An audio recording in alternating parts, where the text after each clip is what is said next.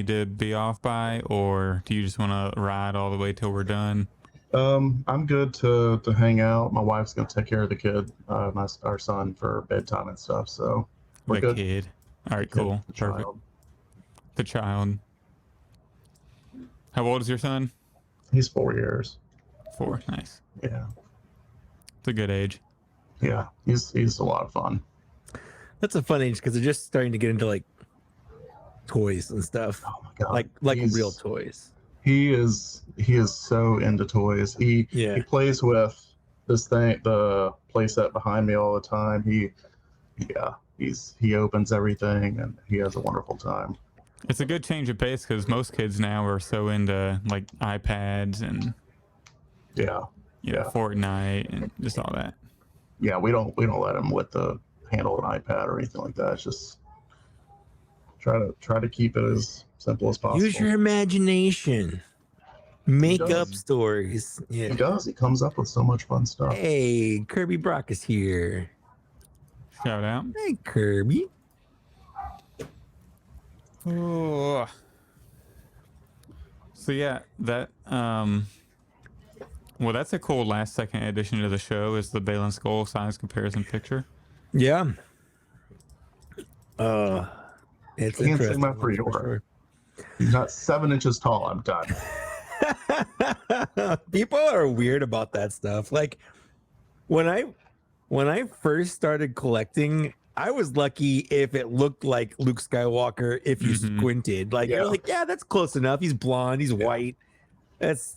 He looks like He-Man in the 90s. Like you know, just they're toys. I don't know. I feel like we're too spoiled nowadays for like having something completely accurate. We are. Hey, they set the bar though. They set the bar, so they gotta reach the bar, or at least get okay. I on guess, the but I still feel like there's, you know, I don't know why he's so short. Maybe like they never got his height when they were doing it. I don't know. Like how can if the actor's 6'3", you'd think like, okay, we know the actor's 6'3", we're gonna make like you can just Google Ray Stevenson. It's not like he was a nobody. Like he's got an IMDb page. You can see what his height is. You know, it's not like Tom Cruise where you're never sure what height he's going to be. Exactly. Or just a character that we've never seen before from an actor we've never seen before. Where you're like, where you know, with like Snaggletooth in like the 70s, you're like, was he tall? Was he short? You know, there was that whole thing. We'll bring this up on the main show, of course, but since we're just chatting about it, I just Googled Hu Yang Star Wars height, and Wikipedia says he's 5'11". My height. That's fun. So I'm one Hu Yang. So that's so far. So maybe early it's just Hu signs Yang aren't that's too looking tall. great. Or Balin's just teeny. Who knows? Maybe it's both. Probably It's a both. little bit. Yeah, It's probably both. But we'll see, I guess, once the figure. Didn't Luke say he's getting that pretty soon? I thought he did in the group chat. I hope not. I want them to pump the brakes a little bit. It's like I've gotten too many things too fast where it's not even just the money. I don't feel like I can enjoy what I got because by the time I get something new, like something even newer is out, and it's just like a massive jingling keys going like, what about this, Mike? What about this, Mike? You're always looking to the next thing rather than exactly. I want to. Oh yeah, we haven't even had time to enjoy the Star Killer set. You know, yeah, right? Oh man, that looks like such a fun set. I couldn't do it, but it looks so cool. I'm really curious to see what the regular version comes with, or like what it doesn't come with. Comes with nothing. It's just the figure, no accessories, figure, no lightsabers, no hands. Nope. It's deluxe.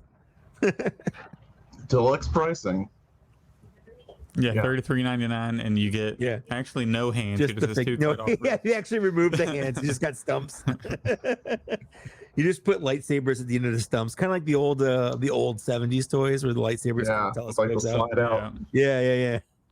But it won't even be like a red or like a blue. It'd just be like it's the yellow. A color the lightsaber's never been before at the time. Yeah. Why is his lightsaber teal? I don't know. It is, you know, it is what it is. Also, hi Wilbon, how are you? Mike, I'm going to be catching up to you pretty soon if I keep this going. It's the secret to a good beard is just pure laziness. That's it. Patience. Just patience and laziness, whichever comes first. During COVID, my hair got really long and my beard got real. I grew my beard out quite a bit. I'm considering, since in November I'll be working from home full time for the most part, and I don't have to go into a work office. I'm considering just letting it like go through the winter again, but I don't know. I'll consider it. That's what happened to mine during COVID as well, since we weren't teaching in person anymore, and I just started getting more and bigger. But South Texas doesn't allow me to grow the big beards because it gets too hot and it's not fun. Yeah, I just started losing my hair and hated the way my face looked, so I decided one day the opposite way. I decided one day, I'm like, well, I'm gonna grow a beard out and then I'm gonna shave my head, and it kind of balances out. That's a good look. How often do you have to shave your head? Like, does hair actually come in? Sure. Oh yeah, absolutely. But I shave it every 3 or 4 days, probably. Like I bick it in the shower. I want to see what you look like with like 3 months of hair coming in. Like, how's it grow on your head? I haven't let it grow out in a long time, but I still have some here. It's not like a full cul-de-sac or anything. But it's also been so long. I don't want to see what it looks like because it's not going to be as much as it used to be, and I think I'm ready for that. I mean, the whole reason I started shaving it in the first place is because I saw a bald spot back here, and I was like, nope, done. Let go. Yeah, I'm glad you let go quick though, because a lot of people hang on for dear life until they're 80. Yeah, no, I'm not going to be like that. I decided if I'm going to be bald, I'm going to commit. I'm going to make it my decision. Smart. I like it. Yeah. Do you ever do the any like the wax or anything like that? The softeners? When I very first started shaving my head, I did like wax and stuff because I was like, well, I'm gonna try the whole thing. I'm gonna get the look, and then I just got too lazy. Like I've got every year for Christmas, I get beard oil and stuff, and I start January and February. My beard is like super soft and very nice and smelly, and by like March I've just stopped because I just don't do it. I don't know. So I have like, so our Patreon viewers are like, Jay, they just consistently see your beard getting more and more disheveled as the year goes on. Basically. Yeah. I have one of those beard softeners that it smells like baby powder, but like I can smell it through like the entire day. And so it's just like walking around. I was like, why does it smell like baby powder? Oh yeah, that's me. It's like it's right here. It's right under here. Yeah. My beard comes in really good, like the mustache and chin, but like the sides get a little patchy. So, but it looks good whenever it gets long because it kind of covers it up. Yep, that's the secret. And usually for Thanksgiving, I'll grow it out, but I'll shave it down to like just the chops or just a stash or something. Last Thanksgiving, I did all denim. And just have the Ulysses S. Grant thing going on, like the maybe I'll do that. Connect to the I did that one year. Last year I did all denim, jacket and jeans, and then just a stash. That was a good for Halloween. No, just for Thanksgiving, just like Thanksgiving dinner. Okay. Yeah. You show up as someome's hillbilly uncle. Howdy, y'all. Yep.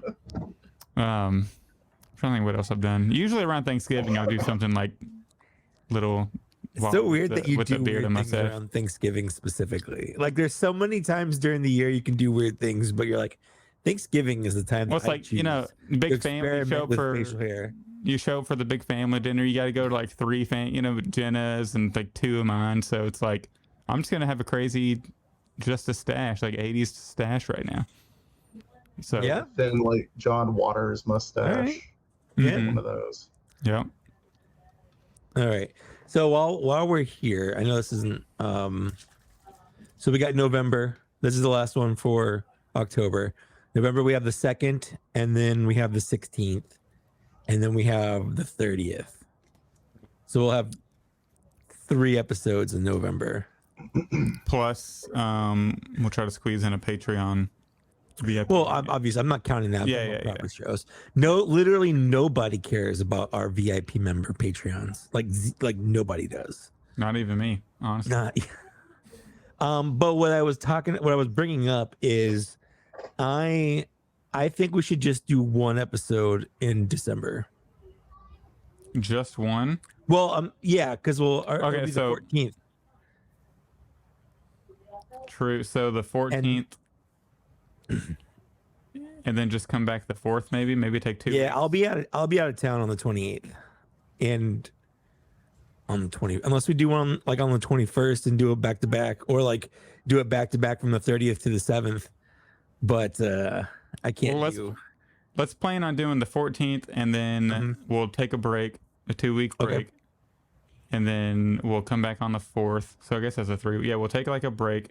Okay. And then because that'll put us on the 4th, and then the 18th of January, and then every other week for February. So that's okay, good. let's do that. Unless like there's a major crazy reveal in December. Sure. Yeah. We can hop on and do like an hour if we need we'll to. play it by ear or something if that's crazy. Okay, perfect. So at the end of today's show, we'll say. Yeah. So 14th is the next one, and then we'll take a holiday break, and then the 4th, we'll record again. Okay, I'll put that in the notes so I don't forget. We can maybe we'll make our Patreon one, the Patreon VIP like public or something, and do like a special or something. I don't know. Yeah, we'll figure something out. But I was just looking at that earlier today. I'm like, we should talk about it. We should talk about it before I forget. All right, so December. Yeah. Hey, Mike, how you liking your T-Rex?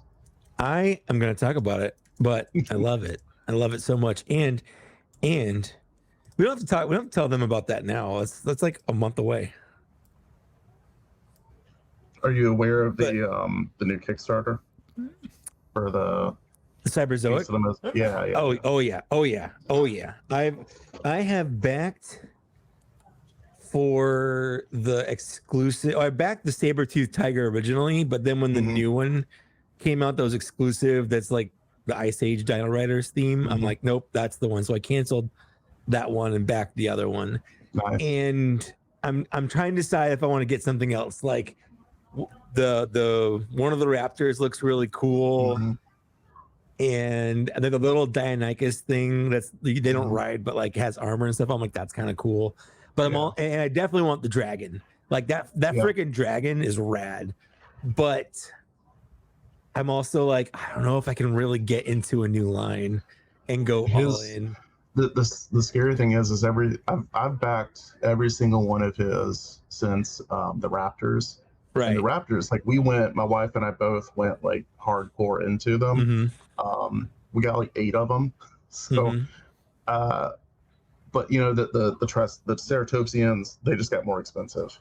And right. The Tyrannosaurs just got more expensive. Right. To where I ended up getting like, what was the big T-Rex, the Dino Riders green and orange T-Rex. He was like sitting right over there.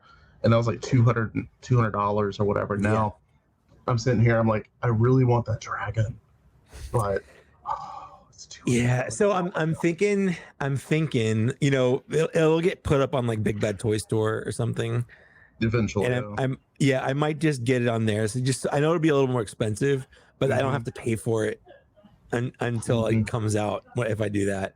And I think that might be a good trade-off. And like right now, things are just a little expensive, but I'm definitely backing. I want to back the campaign, and I really like the Saber-Tooth Tiger and a little girl. I love that the armor becomes stuff on some of them. Like the hover tank becomes the armor for the Allosaur, and the Raptor. It becomes like a robot dog thing. Yeah. That's and like there's gonna be a Dilophosaurus that has like a pterodactyl. It's like a robot pterodactyl made of fire or something. Like that's it's rad. Very creative. The whole concept is just so cool. Yeah, it's just really expensive. It is, and I love David's work. I've talked to him a couple times. Like his stuff is just it's so unique, and the fact that like. I'm a bit of a dinosaur like fanboy ever since I was a kid, and Fun fact: my wife and I's wedding was actually dinosaur themed. That's awesome. Yeah, That's pretty sweet. Yeah, and so anything that like I can like teach my son about dinosaurs that's actually somewhat accurate, because you know none of the Jurassic Park stuff is like remotely accurate. Not even a little bit. Just, Yeah, it's fun, but yeah. So like I don't know, I just like seeing that stuff. So I'm definitely getting the Allosaurus. The dragon is, I think the dragon's fun because it's not a real dinosaur. Yeah, yeah. The dragon looks cool, but like I'm also a little bit upset because it's like it's not like what I want a dragon to be. But did you see the concept art for the forest dragon? Was that the one, like the lizard looking one? I think yeah. Well, it's actually got wings. I think the biggest thing for me is right? Yeah. Yeah. Like that's kind of cool. But yeah, I do. They really need wings, and I'm really want to get it because I feel like it'd be a good companion to go with like Mythic Legion stuff, which I collect a lot of. Yes. Yeah. Yeah. I mean that's exactly like besides Star Wars, Mythic Legions and now Cosmic Legions is going to be a big problem for me. Yeah. And that's another expense is the second wave of Cosmic Legions is coming out like anytime. And I bought one when they were doing the pre-orders, but since then and since falling in love with the first wave, I'm like, well, I'm gonna get more. Like I just got the one because I'm like, I know I want this one. And now I'm like, I kind of wish I'd bought more now because now I gotta pay for it. I went through and got ended up going through and buying them from Nerdzoic, and I did it through them instead of Big Bad because I could actually like pay for them, right? And not because otherwise I would have had to pay like $400 like upfront. Yeah. So I missed out on the pre-order, and so I was able to kind of put together about half of that first wave. And like, man, those things are so cool. And they're really good. The forearm guy, Kragnar is the best. I didn't get him because I've gotten a couple of the big guys before. Like I have a couple of them right here, and they're fine. They don't wow me. But Kragnar is like Kragnar moves in a way that like the other ones do not. They don't. That makes me excited because it's the same body as the blue dragon coming up in the Poxus wave. Which I do have on order, like I paid for it in the pre-order, and then also the other lizard coming out in Cosmic Legion. It's the same body, so yeah. I mean, when I get that, I mean, there's two dragons. There's Rancor, then there's like Scourge. Yeah, but as soon as I get one of those, I'm gonna make some wings. I'm gonna sculpt out some wings. They need wings on the back. Yeah, like, they have the holes for the arms and stuff. Yeah, I guarantee you they're going to make some. There's no reason why they wouldn't have those big ports on the back. Yeah, and not use them for something other than arms. Yeah, and they need like real big, sizable, chunky wings to go on the back. It's a no-brainer, and it's weird they didn't have it. I also am surprised they haven't made like a Pegasus horse yet, or like a horse with like wings coming off of it, because it just seems like the logical next step. I will be honest though, I'm not a fan of. I love the way they look, but I'm not a fan of their wings. They already have.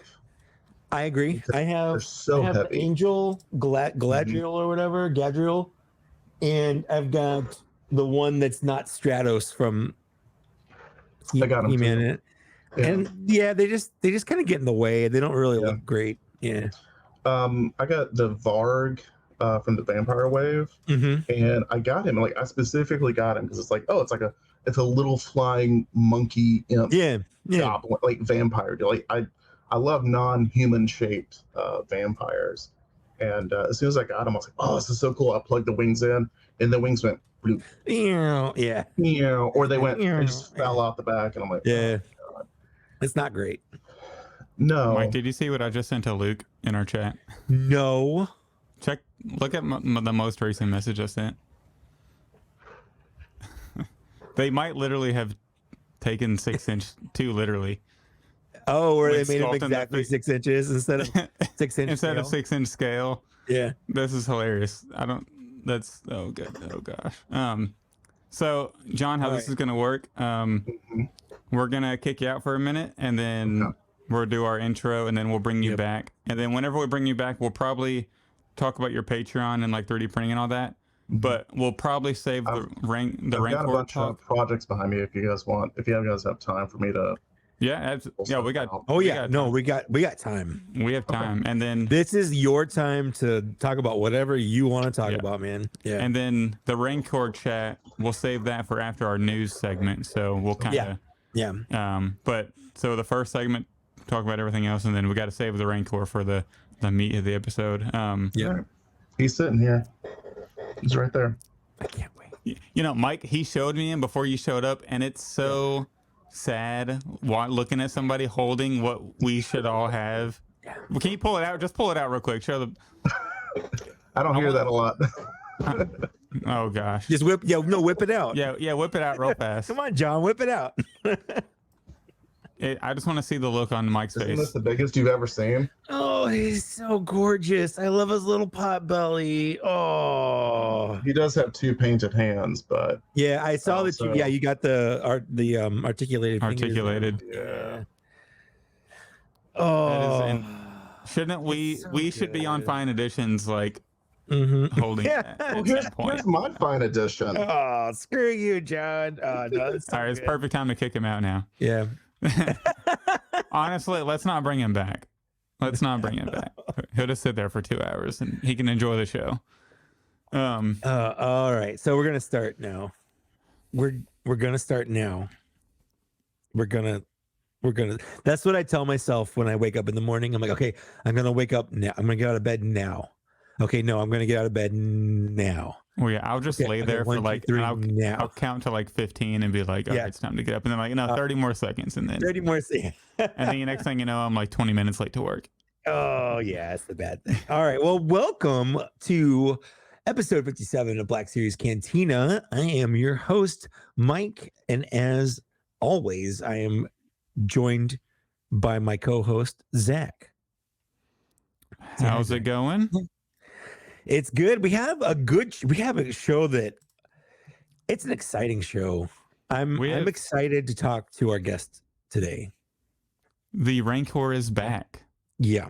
But the Rancor has been, I just imagine like a Dr. Frankenstein kind of thing where the 3D the print bed is going back and forth and he's like, it's alive, and just, crazy stuff. So if you are not a Patreon supporter, you've just missed a fantastic 20-minute conversation we just had with our guest, John Bryson of Layered Creations. And we'll have him on in a bit, very shortly here. But this is the part where we talk where we don't have the guest on, because that's how our format goes. Yeah, we got to do our own little intro. Yeah, because it's our show. Yeah, our show. But yeah, we do have a great episode, and we got a lot of really good feedback from our last episode about the last 10, the final 10 of the Black Series, and there were people even posting their final 10 on Instagram. So that was fun to see other people on Instagram, on our Facebook, and on our Patreon, because we have one of those. If you want to support the show, again, we don't advertise normal advertising stuff. The only time we ever get money for doing any of the stuff for running a podcast, which is not free and takes up time and stuff. So if you want to support the show, you can head over to there. You get some extra content. You get some more pre-show. You get some live. You get to see our faces. It's a good time. Join the VIP Patreon hangouts we do every month. Yeah. And that's open to every Patreon tier can join live and be in the chat, and that's always a good time. Right now we got Kirby Brock and Will Bond, 2 of our VIP members, hanging out with us in chat. So they might pipe in and we might read something they say, because they're a rambunctious duo, if you will. So yeah. 2 of 4. 2 of the 4 VIPs. 2 of the 4, yeah. But without further ado, we have a great episode, so let's go ahead and bring on our guest. I'll bring him on so we don't add. We don't have another Ibaka. Yeah, we don't have. Yeah, absolutely. No. There we go. Welcome. Hi, everyone. How you doing today? Good. It's always a great day when we can record Black Series Cantina. That's true. My week is always improved when I can listen to your podcast on the way to work. shucks. That's so. It's gonna be weird. Don't make me feel special. Driving to work, listening to yourself in the car. I might skip that episode. I always honestly because I'll do it. Like I'll put it on at least the first hour or so just to make sure it sounds good. I'm like, what if I'm a normal person that hasn't heard this 20 times while I was getting it edited and stuff? And I always feel a little narcissistic, like driving around listening to myself talk to me. So yeah, I've kind of gotten used to listening to the episode, but I feel like I'm at the point where I listen to the podcast as a fan now, and I'm like, that's really me talking. That's kind of weird. I wonder what they're going to talk about this week. Oh, that that Mike's a jerk. What's he talking about this time? Sometimes, the most frustrating thing about having a podcast is listening to it back, and then if you say something, and in my head at that moment, I'm like, I should have said this. I totally forgot about saying this.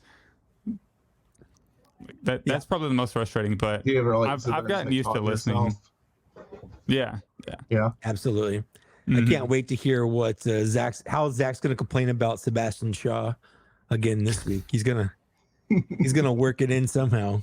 Well, the last few weeks, my rage has been on sports betting, so I'm not mad at Sebastian Shaw anymore. You got other things to be mad about. I'm mad at Colorado blowing a 29-0 lead and blowing a parlay. So. Oh man, that sucks. So anyway, John, you do and you sell 3D printed things. I do. You've been part of one of my fine editions in the past when I got some smoke and blaster effects from you. Yep. So I do. I run Layer Creations. Although these days I don't really do the selling the printing. I still do. Like if someone wants something, I'll obviously make it and sell it. But I'm more towards making 3D files and then making those available through my Patreon. Or so like the Luke Scott, the Landspeeder Luke model of yeah, and honestly, it's so much easier that way. I have a child. As soon as we had the kid, I ran out of time. Just everything. I didn't have time to fill orders. So yeah, I figure let people that somehow have rooms of printers, let them do that. And I'm much happier just printing stuff out for myself or printing out smaller orders, making things for my Patreon members, and just kind of makes me happy. So I specialize in obviously Star Wars stuff. That's kind of why I'm here. If you can't tell, I kind of like Star Wars. For the people listening, he's got a ton of Black Series figures on his wall, just like a ton of them. And then like in front of me is another wall of Black Series figures. So this is like, and then there's more. Like there's more. Is that the main toy line that you collect?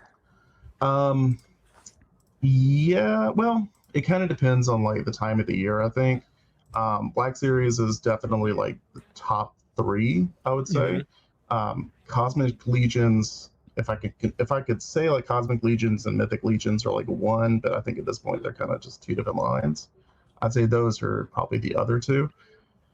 And no, you don't want to hear it. I've gotten myself into TVC. Oh no! Ew, when did you dive into TVC? So I teach at a university, and so I have an office. And one of the things that I was doing is hanging up the carded TVC figures in my office. My students they seem to really enjoy it. So I just kind of kept picking them up. And this was back when, they were like $12, $10, and I could find them on clearance for like $5, $6 each. So it's one of those things I could pick things up and kind of just kept going. And so I'll pick up the Black Series version. I also will pick up the TVC, and they're both great. My son actually likes playing with the TVC since they're a little bit smaller for him. Yes. So for the people watching, we can. This is John's Instagram page, Layer Creation. So go follow him. And then, so this is the main reason John is currently on the show, because he finished his Rancor project. But we're going to talk about that more later on. Hey, look, there's a... That's my kitchen. But, so be sure to go follow John, and then we're going to talk about the Rancor later. But let's talk about some other projects, too. This is absurd. This is absolutely insane. That is... TIE Interceptor is amazing. That is Greg's print, Greg Engsol's print. That thing is amazing. It's gorgeous. I did a run of 3 different ties. The TIE Interceptor, the TIE Advanced, actually technically 4 different ties: TIE Interceptor, TIE Advanced, the Inquisitor TIE, and then the Standard TIE. So I developed the TIE ball cockpit, and then ended up making the different wings for each of them. And then the TIE Advanced was essentially a mod kit that you could put on the back end and then put on the wings on the side. That's all. Yeah, and here's the Vaders. You know, pretty late into Star Wars development, Darth Vader didn't have the TIE Advanced. He was just in a regular TIE fighter. So, speaking of TIEs, can I show this off? Yeah, look at that. So that's gorgeous. This was actually the first TIE that I ever made. And so this actually, a lot, like 90% of the things I make are commission pieces. And so this actually was made for a gentleman about 2 years ago, a year and a half ago. And so I had finished 3D modeling it. And so I contacted the guy, because I was supposed to model it, print it, and then send it off to a friend of mine to finish painting. And the guy passed away. Oh, that's sad. So it really was. His girlfriend contacted us and let us know. So I kind of went ahead and just printed this out for myself and did it in his memory. So yeah, that's awesome for him. But this was a lot of fun, though. The wings do hinge. Yeah, I like the hinge in. I like the curve to them too. It's a really nice curve. Yeah. I'm a huge fan of the Sith Infiltrator. So like doing this made me. I think deep down I really want to make a Sith Infiltrator. But yeah, this thing's great. I got the cockpit canopy comes off, the lid comes up. It's got controls and a seat inside. I don't know if you guys can see inside of there. Yeah. I can see pretty well. It looks good. It looks great. Yeah, so that's pretty good. Yeah, and even it can sit on the wingtips as well, just like they did in the show. So do you have the Jedi Starfighter Interceptor handy? No, actually, no, I do not. That's actually downstairs. You're talking about the one from Attack of the Clones? Either. Or the one from Episode 3. This one looks like Episode 3. Yeah, Anakin's. And so the one from Episode 3, I have actually not printed. So that one was another Patreon piece. Oh no, that was a commission from one of my Patreon members, because he specifically wanted that one.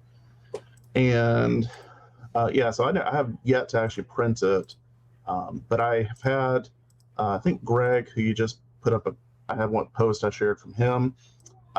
He printed this one. Nathan Kozuch, he's gonna kill me if I can't pronounce his last name.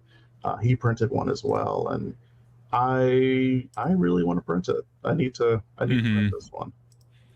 Yeah, it's been long overdue that I joined the Layered Creations. You are more than welcome. That stab is awesome. I can't believe Hasbro hasn't made a stab yet. Like it's so simple. I don't understand why it doesn't even have moving parts. You can easily do that in like a regular ass box. Like it, it's so weird. Like $50, put in one of the many battle droids that they've made. I would buy at least 2 of them. Yeah, it just seems like a no-brainer for Hasbro. Yeah. It's like perfect. This one actually, someone's going to make a comment. Sure. The design on this is actually more inspired by the Doug Chang concept art. This one's it's a little more sleek. Yeah. So in the art book for that one, he has a thinner version before they did the fatter D one that they ended up going with. But I kind of like that a little bit better, honestly. I do too. That's what Yeah, I want. Yeah. Well, you know, it's one of those things. Like I feel like the concept art is still fair game for Star Wars because they have put concept art from Star Wars and repurposed it into proper Star Wars so many times that it's basically the same thing.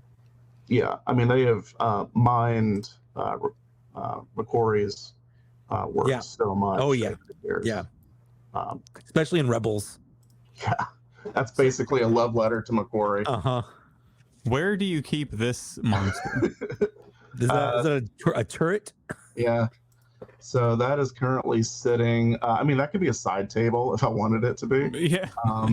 It is currently sitting in my in our spare bedroom where my printers are because I don't have anywhere to put it. I had someone that was interested in buying it, but they didn't want to go through with it. So. How much was the price? I'll double it. Cash. I'll drive there. You're Cash. going crazy. Okay. You've let your we can talk after this, I guess. You've let your legal sports gambling go to your head. You're power crazy, Zach. If my Thursday night football parlay hits tonight, I'll be able to afford it. So. Yeah. Actually, I got the little LAAT mini rig. I actually do have behind me. I can get that out. Yes, please do. Show us anything you want to show off. Yeah, show us anything. We are here for it. This one was an original concept piece. I don't know about you guys, but I was kind of like infatuated with the mini rigs as a kid. I thought they were neat concepts. I mean, they kind of used that in Andor, didn't they? When they were doing the drop. I actually pretty similar. So I saw the back end of the ship in the trailer, and I was like, oh, that's an LAAT. And it clearly wasn't, but yeah. I kind of like this design more than what they actually had in the show because I wasn't super like, I don't know, I wasn't taken with that design. But anyway, it was a little square, right? It was kind of like squared off and imperialized, and so I like doing mini rig versions of a standard of established ships just because I can put my own twist on it, make something kind of interesting. And so I've done mini rigs, and I say mini rigs, it's not really that many, but of the LAAT, I did one of the Falcon. You did one of the Walker tank thing, right? Did I see that on there? Yeah. It's like it's a AT-AT with the the tank, the rollers on it. Yeah, the big. How could I forget that giant ass tank? Yeah. But this one I really enjoy because I was trying to take elements from the LAAT that I like the most. So obviously like the sliding doors, and the in-canon theory was like this was like something that like the Bad Batch was using. It's got the rotating gun cannons, which if any of you guys can like pick out where the gun cannons came from, those were from the ITT ship, the ITT transport. Oh, yeah. So I got 3 of those on there. I did a blast effect for the rockets. I saw that on your Instagram. Yeah, those are so good. Rigs. And then the canopy opens up as well. So what inspired you to like start doing this, like getting into like filed, like 3D developing and creating the files and all that? So my education is actually as an artist. So I have a bachelor's in fine arts and sculpture specifically. And I have a master's in animation actually. So I'm not an animator. I wouldn't call myself an animator, but I have I'm more of a 3D modeler than anything else. But that got me into just kind of realizing that I really like to 3D model stuff digitally, which in all honesty is just an offshoot of me making things. Like when I was a kid, I used to make toys as a child. So this it all kind of just works together. So yeah. So you're still kind of doing that. You're still making your own toys. Yeah. Yeah. Now my stuff is just looks a lot better. Yeah. Yeah, it really is incredible. What's your if you have what are the 3 pieces that you're probably the most proud of? Other than the Rancor, obviously. Rancor right now is tops. That thing is the amount of when we start talking more about, I'll go into kind of just the all the stuff that went into it. But Rancor for sure. I would say that mini rig is probably one of them that I just showed. The AT-AT tank, I think, is probably the third one, just because of just how ridiculously big it is, and the paint job I ended up doing up on it is, it's just so silly. It is such like a 1980s. The purple, yeah. Yeah, yeah. Because I was trying to go for that thing actually ended up going to an art show, so it actually was like, it's like legitimately art, I guess. You quote you air I don't know. I don't know. Art. It's art. I don't know. Isn't everything art? If Dude, you think no. about it. First of all, it absolutely is art. Okay, it's art. I don't know. We can go into that debate of like, I think it's more of like intent. I have the design and then I figured out kind of my intent with it, and so it became more of an art piece than like what it originally would have been. So yeah. So I would say those are probably my top ones that I've made. If I ever actually printed them, I probably would say the full AT-AT would be my top one, but I don't think my wife will ever let me print that. I mean, how tall would that be? Like how? 5.5 feet, 6 feet. Yeah, that's nuts. Yeah. That's as tall. That's taller than me. That's Yeah, I could stand up and it'd be like. Yeah. I have a couple of Patreon members who are making it. That's crazy. Actually, Where do you put that in your garage? Like, what do you do? What do you do with that? I don't know. I actually decided to have one of them that is printing out my Sandcrawler, so that'll be really cool to see. I hope he does all of the fun pieces because I made a droid shredder. Like those industrial like recycling things that like rotate and they have the fingers. Yeah, the online videos that they just crush everything. Yeah. I made one of those, but it's like the most aggressive looking like shredder you've ever seen, and That's awesome. I imagine the Jawas just like herding robots into it, but they don't like. Yeah, like scrapping them, recycling them. It's a good idea. So that's actually that would probably be a pretty cool one to see printed. I'm excited to see how he does it. Yeah, that's really interesting. And so whenever you were sort of getting your master's in, I don't know, you said like animation and all that, did you have any aspirations to like work on cartoons or anything? Oh yeah, absolutely. I mean, I of course applied for Pixar. I applied for jobs with everyone. I ended up staying in the Indianapolis area. My wife was going to school at the time, so we ended up not moving out west, and so that's where I got into teaching and realized I really enjoyed teaching. So that kind of like changed things a little bit, and then I just kind of realized that I really just enjoy 3D modeling quite a bit, and eventually around 2015, 2016, my wife agreed to let me get a 3D printer, and we started printing, and that's the rest is history.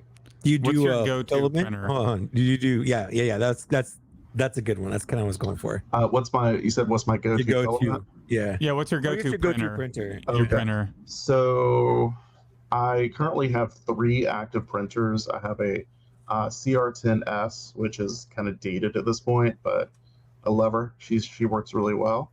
I have a TiVo Tornado, which is basically the same thing as a CR10S.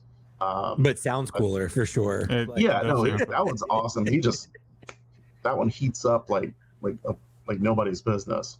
And then I have a Elegoo Saturn, which is a resin printer. Nice. So I have two filaments and one resin. I'm looking to upgrade my filament printer here soon. I think. What do you have currently? I have the Ender 3 V2, which that's the one Luke recommended when I was getting into it, and I think it's done great. Like it's definitely, I would recommend it for people beginning 3D printing, but I think I might be ready for something like a little bigger and a little more advanced. My name is Zach, and I'm more advanced. Whenever you can print something beautiful like this, I'm teasing. You're absolutely right. But It's just like the size. There's such a limited size, like of the bed, because I want to do like the Millennium Falcon hallway stuff, but it's just too big, you know. And, yeah, and you have to if it doesn't fit, you have to learn how to cut it up yourself so it will fit, which is kind of a whole other skill set you have to deal with. One of my members actually, I think, just got a Neptune recently, and it's like. That's the one I'm looking at getting. Yeah. I'm looking at the Elegoo Neptune Pro, I think it is. Something like that.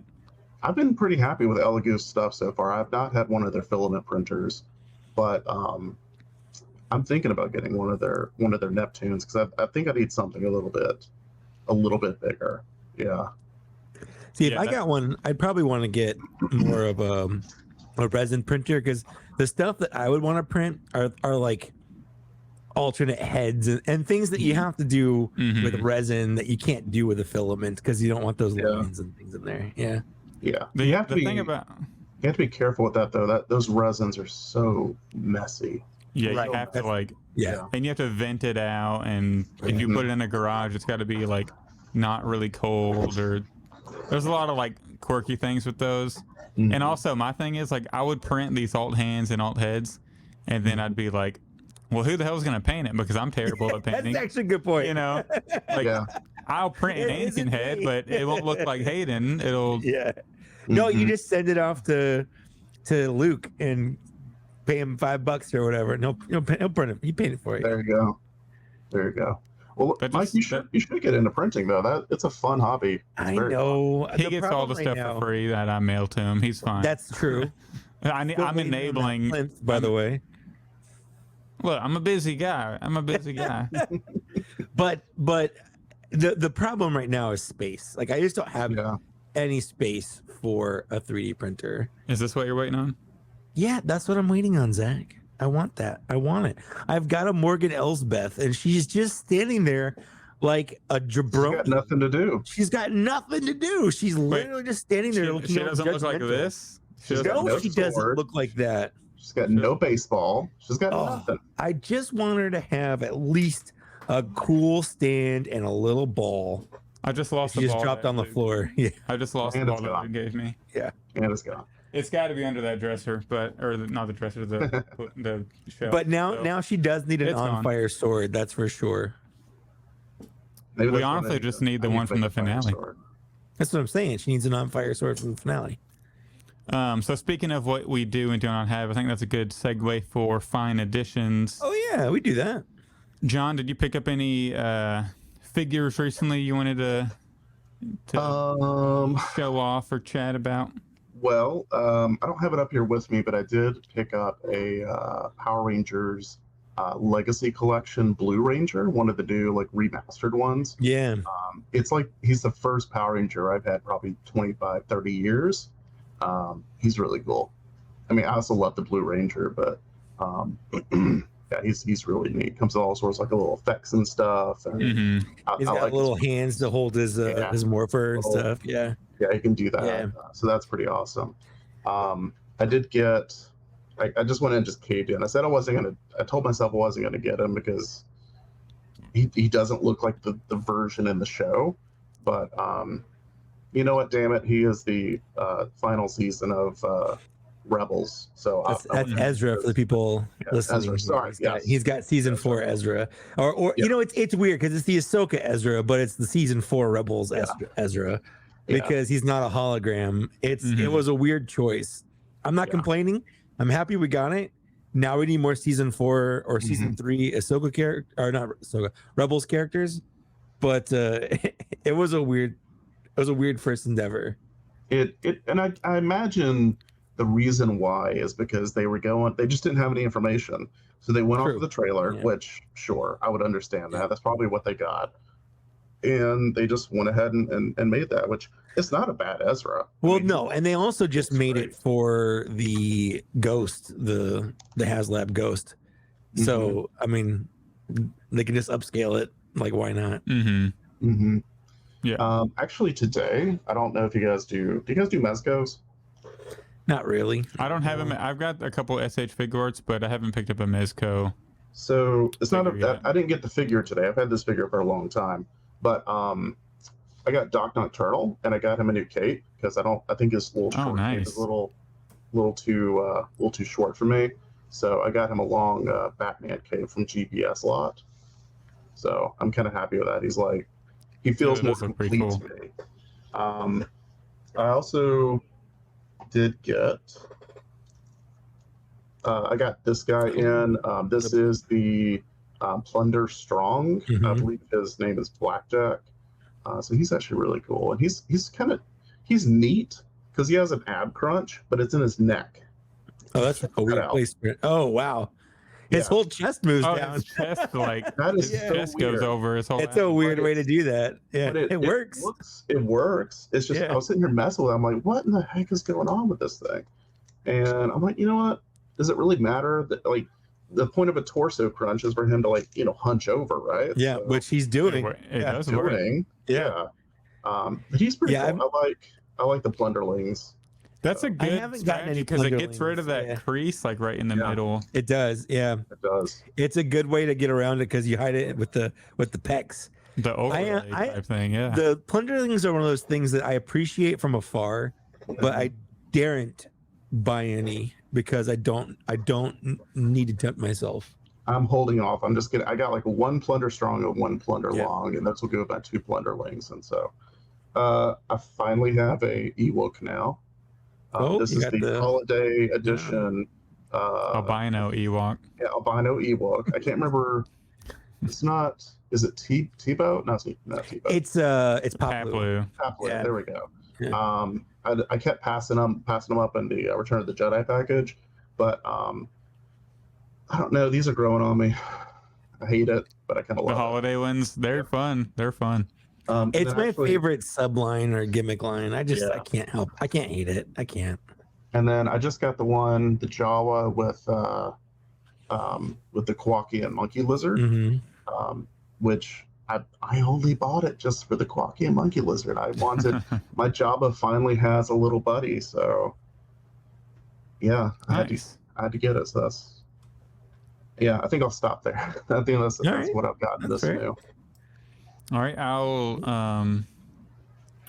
jump in here. I only have 2, so mine will be quick. Picked up Black Chrysanthemum. Well, I guess Chrysanthemum. Finally got this. Just the regular Chrysanthemum, actually. Yeah. Yeah. Cool. Regular Chrysanthemum. I love him. New and improved. He is amazing. I like him a lot more. I like him as much as I thought I would, but I was kind of skeptical once other people got him, and because the arm articulation is not great, but it's still good enough. And I actually think this is a more sick look for him, like the double axes, and then for the people listening, Zach has given Chrysanthemum the 2 axes that came with the Gamorrean Guard, and it looks sick.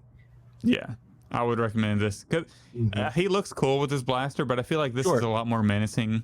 If he's in a brawl and he just picks up 2 axes, this is a guy you do not want to mess with. No, well, so I'm working on my review for Chrysanthemum right now, and one of the things I say in it is he can store the blaster on his back, but why? He doesn't have anything. He doesn't have any reason. He doesn't have anything else to hold. Yeah. So he's either not holding anything or he's holding his blaster. The axes are a good reason to not hold the blaster. I was so surprised that the chest armor on him is not the same as the chest armor on the other Chrysanthemum. It's so good. It's all new. Yeah, it's amazing. Yeah. And I just love that they went a little bit of an extra mile and they put a dark wash on that pack on his belt on the back. Yep. Which is they even painted the back of his head. They didn't do that with the other one. They got the gold little spots on there. And I think whenever I got this, I'm gonna do a TikTok video so nobody steal my idea. I'm going to. But this is kind of an interesting topic. What are some of the biggest upgrades of the same character in the Black Series line? Maybe they released one a long time ago, and then the Luke Skywalker, and then the and then the original R2 compared to the new one. What are the biggest upgrades? This has to be on the list. Of the other Black Chrysanthemum we got into this one. Not only is it on the list, it wins the award for the least amount of time in between.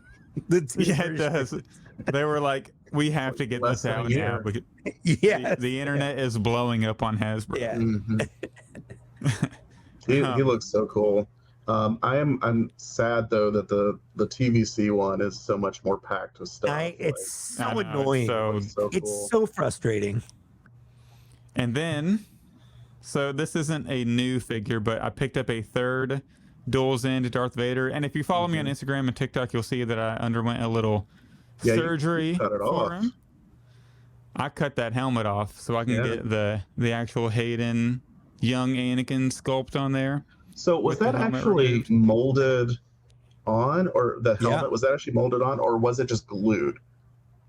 It's So got a it's- little notch, right? Yeah. in the It's, back of his head, so it's yeah. glued, but so there's the back of his head, but there's two glue points, and I'll show it on this helmet.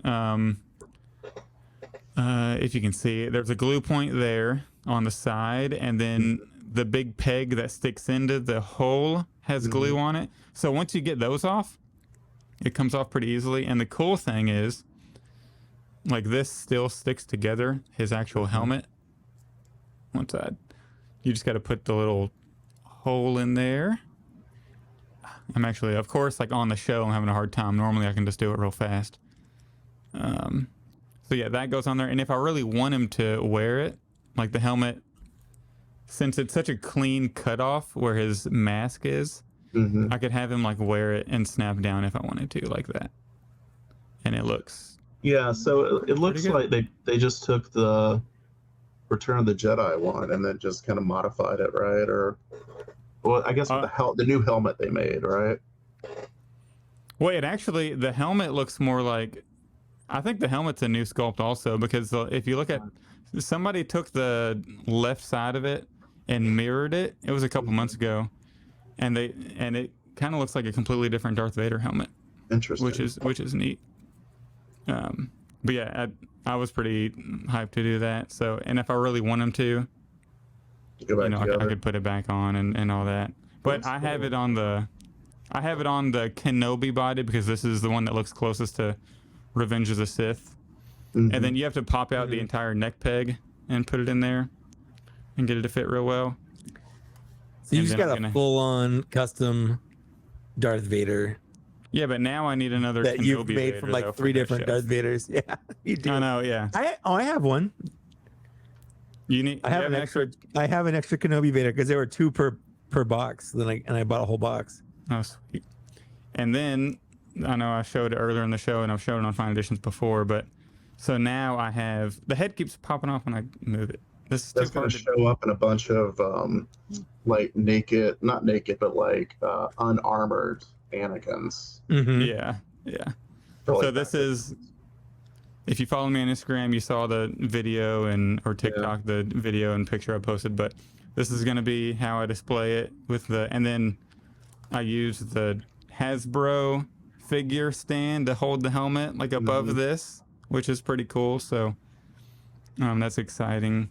So But- Zach, if you check out the Patreon, I do have this, which may or may not also go Ooh. into a Look at Vader that. chamber, which this actually does fit the Black Series helmet. So Yeah, that's probably exactly what I need. I yeah, just don't know what I'd hang it from, but so actually ended up making You print the this Vader chamber. Duh. Yeah, that's what you clearly. I would but love made to. this with a screw, so if you wanted to raise it or lower it, you could do that. Oh, that's awesome. But that's not how it came down in Yeah. the show. But I just imagine his helmet spinning back up. Yeah.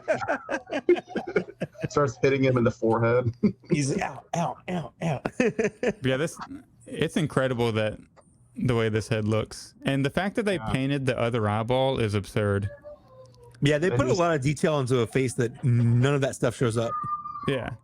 Yeah. And hopefully one day they fill in this and then they release it like with a removable helmet version of young Anakin. But like all the detail on the back of the head and even like they even did the scar by his other eyeball that's painted. I apologize for my son. It's kind of You're it's fine. okay. It's absolutely- bedtime. Yeah. So, and this was actually really easy to do if anybody else wants to buy an extra Duels Invader and pop that helmet off. I would recommend it. Definitely worth the extra $27 or so dollars. I also want it. This is actually, it's a first for our show. Yeah. Our first bedtime meltdown. He wants it. He wants this Skywalker head. That's right. Okay. I have a lot, so I guess buckle up, because this has been a very expensive week for someone that collects multiple toy lines. I'm ready. So real quick, for not Star Wars stuff, I did get this really nice Ultra Magnus from Transformers Studio Series 86. He's really good. I like him a lot. He was $90, I think. Fine. That's cool. Yeah. Is that the one that separates? So it's all, I mean, the front cab separates, but there's not like a small figure in there. Like the whole thing turns into just that. Is it? I was thinking there was a version of this that separate, like the arms come off, the legs come off. Oh no, yes, it does do that. Yeah. So if you want to take them apart, like his arms and legs can come apart like it does in the animated movie. Awesome. Yep. And then for those of you that have been paying attention to any of my social media stuff, you'll notice that I don't collect the Jurassic Park dinosaurs. I do not collect them. Oh, okay. You don't. I do not collect them. But if I see them on a good discount, I'll pick it up. So since last week was Amazon Prime Day and all that stuff, they had the T-Rex. It was $28, and I decided that was it. Yeah. That was the price. That was the price that got me. And I honestly, this thing is worth $50. Like I love that I paid $28 for it, but if I paid $50 for this, I wouldn't be just have happy. minded. Honestly, this thing is incredible. I love this thing so much. In fact, it's been sitting on my floor all day, and multiple times out of the corner of my eye, I thought it was one of my cats. Because it's just so big. It's got so many points of articulation. It's got a lot of personality, and it's fun to like pose with my toys and stuff. So 100% absolutely love it. That T-Rex is amazing. I got one, and it's so stable. Like you can put it in a ton of positions. Well, that's kind of one of my issues with him is his feet are a little too big. What he has is like puppy paws. Huge. Yeah. Where like, so have you seen the guy on Instagram that makes like replacement feet and replacement heads and parts? I did not. No, I didn't see that. I'm trying to think of the name, but he makes like accurately sized feet, and then he also does articulating feet as well. Okay. So they have like the toes, and then he also did like replacement heads, and then or if you want to just replace like the teeth to where they are like better sculpted teeth, he also has that. And I think he actually is now also releasing the Buck from Jurassic World or Jurassic Park 2. So it's like there's a lot of mods and upgrades for this thing that's just fantastic. What I want for it is a saddle that I can put like 6-inch figures on, because he's not like a 6-inch scale normal T-Rex. He's big enough to where, like, I have a picture on my Instagram of Chrysanthemum riding him, and I'm like, he needs a saddle for sure. He does. I might be able to take a saddle off of one of my Mythic Legion horses. I just thought about that. I don't know. I'll try that later. Yeah. Let's see. What else did I? Okay. Today I got a couple little additions. So there, another creator out there. His name is Can of Beams, Beams. He makes a lot of like fun add-ons, and the thing that got me to order from him was he does this flight stand adapter for the Cobra Trouble Bubble. It's a little it's just a little piece that goes under here that you can put a flight stand into. And it's silly that Hasbro didn't give us a way. They don't have to come with a flight stand. Like, I don't think it should have come with it, but they should have put a way, like a hole in there or something that you could plug a flight stand into, because it just makes sense since it's a flying thing. Mm-hmm. So they sent that with only an option just to set it on the ground. Basically, yeah. Like he's like absolutely. feet are touching the ground. Yeah. Yeah. Of So course. now my trouble bubble can be be flying. Yeah, it can be actual trouble. Yeah, I'm really surprised that they didn't come with a flight stand of some sort.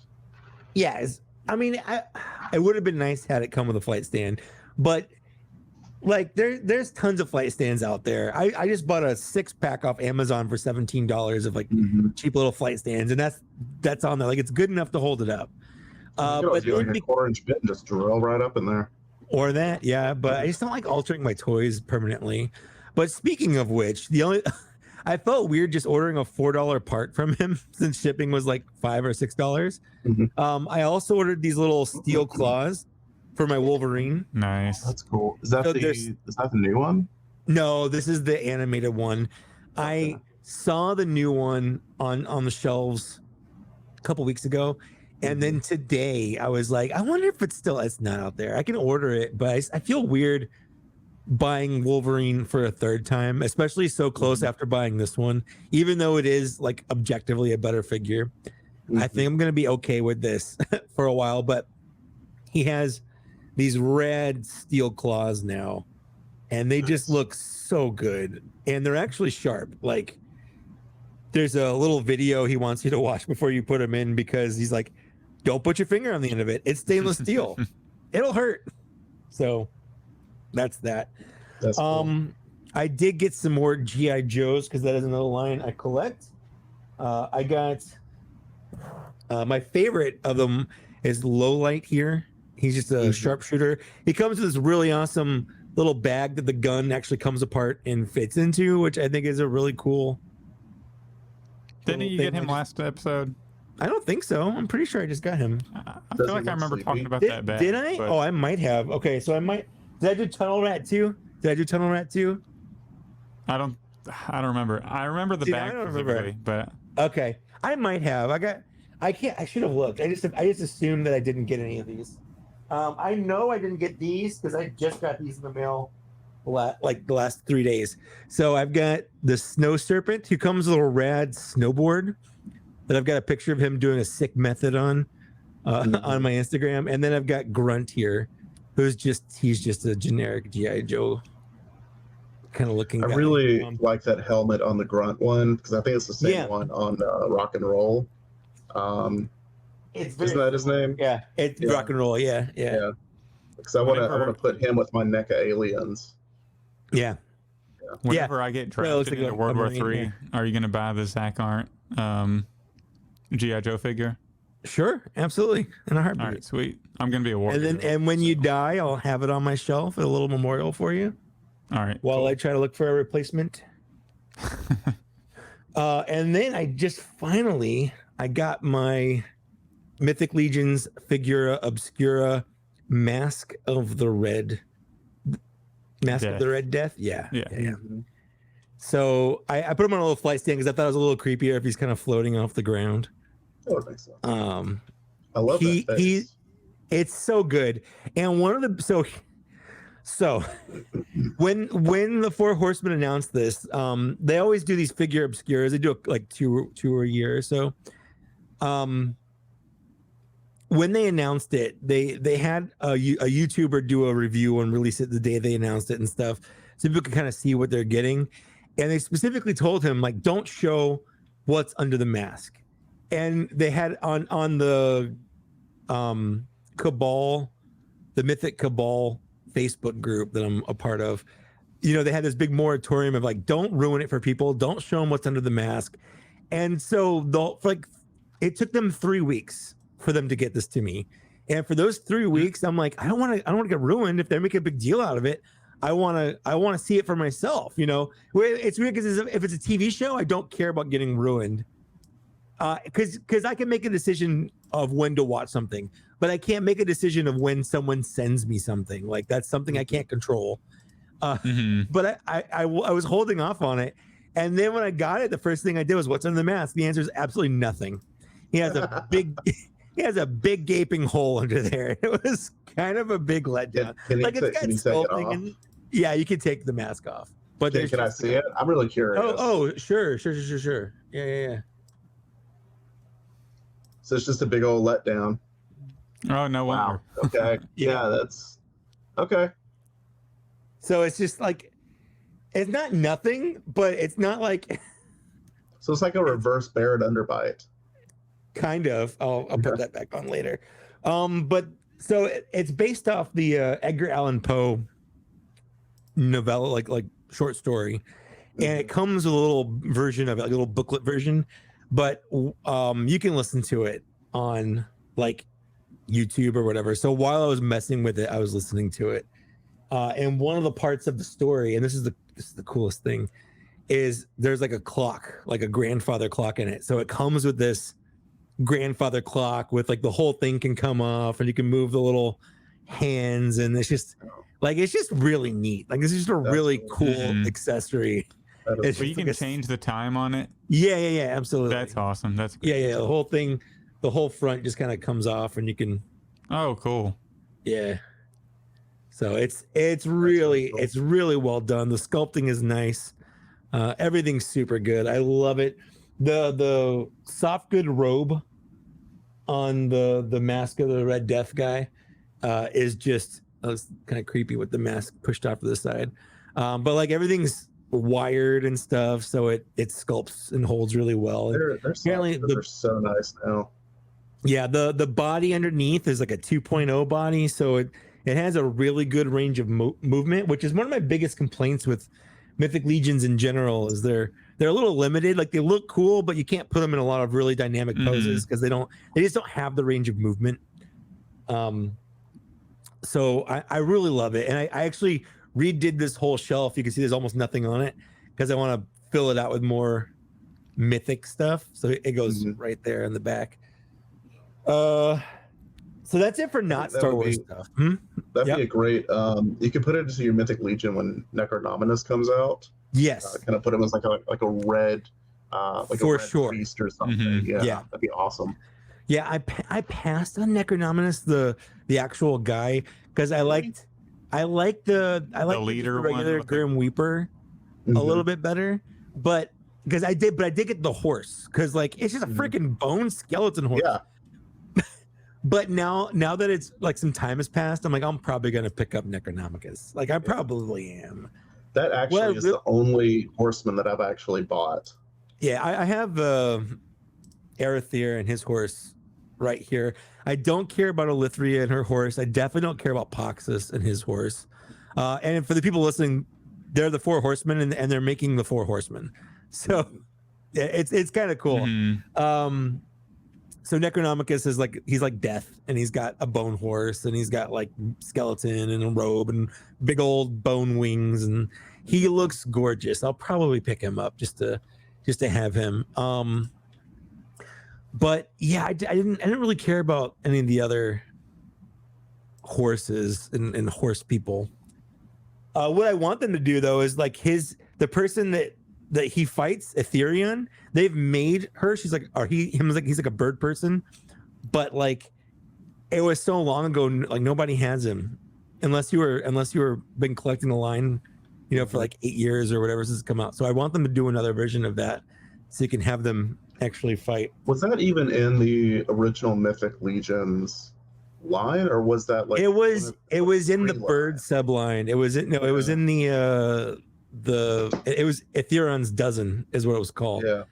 So it was all the birds. Anyways, so I have actual Black Series figures. This I got the day after our last recording.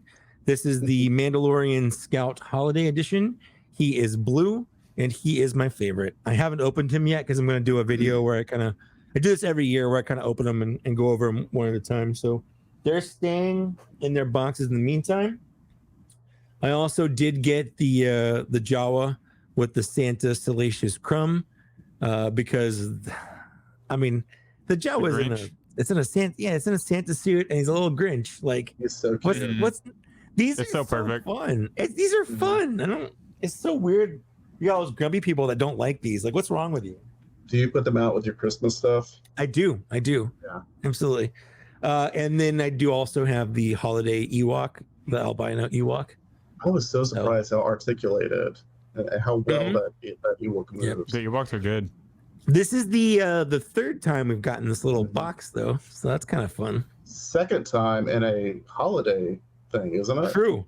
Because you got the Halloween. Yeah, it came with the Wookiee, the Were-Wookiee. Yeah. Oh wait, so it's a fourth time?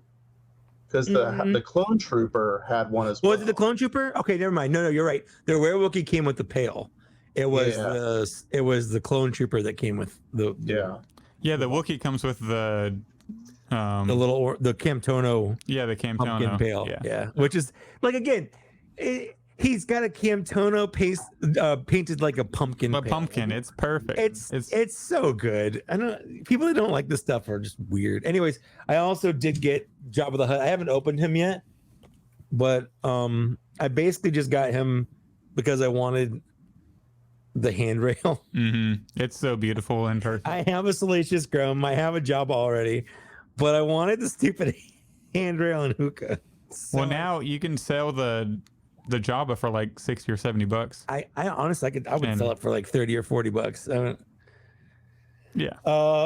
And then last two figures. I'm a little bit behind, but I did get the Luke Skywalker Return of the Jedi, and I love him. I didn't think I would like him as much as I do, but I really do. It might be my favorite Luke, honestly. I think it is. I think it's my favorite Luke. I wish I don't hate his head, but I don't like his facial expression. It's vacant and almost like he's got like 1,000-yard stare. And I don't know.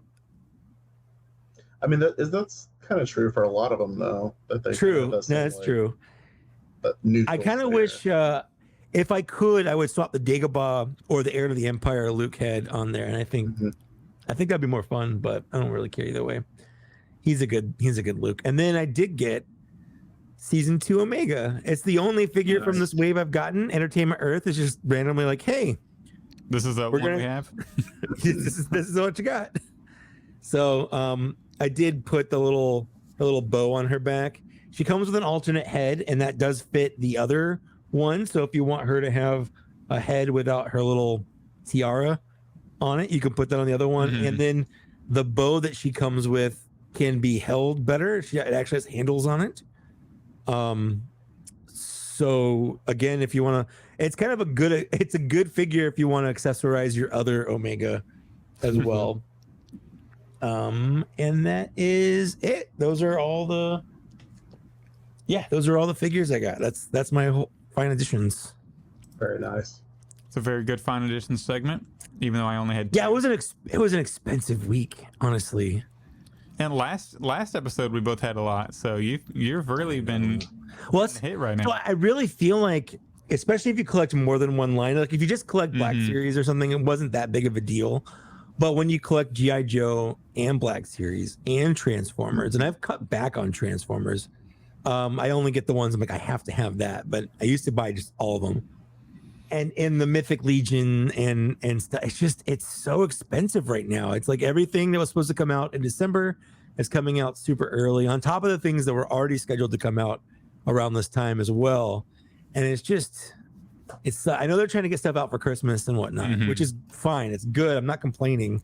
I actually am complaining a little bit. It's just, it was a big hit on my bank account. Yeah. That's how I felt whenever I got that Spider-Man 3-pack, and then I think I also got a couple of the Dragon Ball Z SH figures shipped around the same time, and it's like, all right, we need to ease it back because I'm still 100% in on Black Series, so they need to delay stuff a little, but they like sending it out early.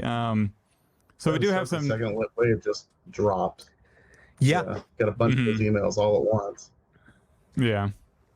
So we do have some news to go over now that Fine Editions is over. So let's take a look at Kia D Monday. Got its first hand look. This got announced back in February. And it's been radio silence on Kia D Monday from Hasbro since then. But we finally got a first look from some random website. It was posted for sale. But yeah, the figure looks phenomenal. It's an Attack of the Clones box, which I know everyone was kind of curious what it would be. I've been curious. Yeah, on my we talked about it. Yeah, on my list of upcoming releases, I didn't know where to put it. It just said Kiadimundi announced. That's what I put next to it because I didn't know how to categorize it. And it's just still crazy to me that we still don't have a Revenge of the Sith packaging. Like, still, it's crazy. Well, they could have put this under any, like, he was in, Phantom Menace. He was in Attack of the Clones. He was in Revenge of the Sith, and they look the same. Yeah, he looks the same throughout all of them. I guess you could argue he has the most screen time in Attack of the Clones, especially if you put in the cutscenes and stuff from the end. But it is weird that they chose Attack of the Clones. It's also just curious. Like, it's just odd that Revenge of the Sith is one of, like, it's the most popular prequel movie. Easily. And we still don't have a single figure in that packaging. Wouldn't you think they would want to, like, represent that, since we have Attack of the Clones and Phantom Menace represented already? But, maybe they don't want to start another prequel movie line. Why not? Who knows? I don't know. Why not? Right? It's not like it's only been 20 years. Right?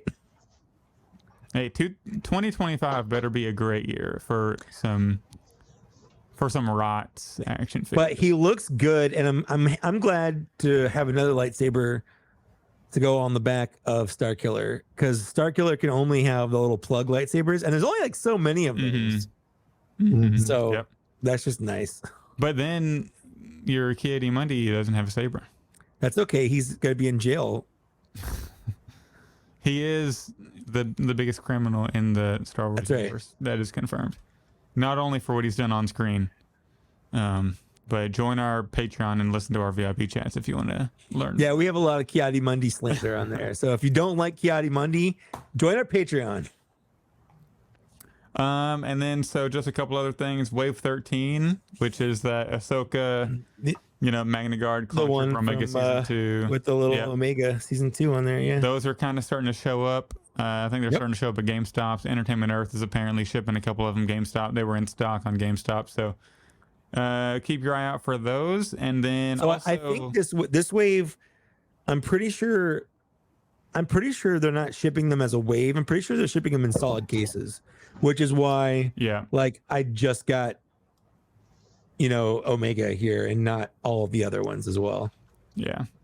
And Omega's the only one on that I didn't pre-order, so I haven't gotten any of them, so they're probably just doing Omega right now. But I think Yakface posted that they were shipping most of them, but I still haven't gotten an alert. And next week is 10/27, so I would expect some Black Series reveals. Hopefully we get 2 or 3. And just to remind folks, last year we got 3 10/27 Black Series reveals to 1 TVC reveal, and the 3 were Din Djarin from Morak in the Tank Trooper gear, Cal Kestis from Jedi Survivor was revealed, and Boba Fett in the Return of the Jedi carded, the deluxe version, was revealed. So I would expect 2 or 3 this year. Maybe we'll get a little bit more. Well, I think the year before that was when they revealed Echo from Bad Batch and stuff. So so again, you do have to be to get an invite to watch it, you have to be a Pulse Premium member or just know someone that got the link. Just so you know. I think last year they just had it open. Last year they forgot to post it unlisted, so they just... so it just showed up. Yeah. But maybe they'll figure it out this year. Maybe they hired a social media expert. But that's really it for news. Not a whole lot. I'm not expecting much from 10/27, and we're not doing a show specifically for it. So we'll be back on November 2nd. Yeah, we'll be back on the 2nd of November for our regular, and we'll talk about it on that show. But I'm just not expecting anything major from it. So we'll see. I mean, if they reveal like 10 I know they're not going to, but if they if they were going to do something crazy like 10 reveals, we would obviously have a special show for it. But we're planning on us being back. It's Halloween weekend. Like that's the weekend everyone's Friday before Halloween. I've got Halloween party that night, so I wouldn't plan on.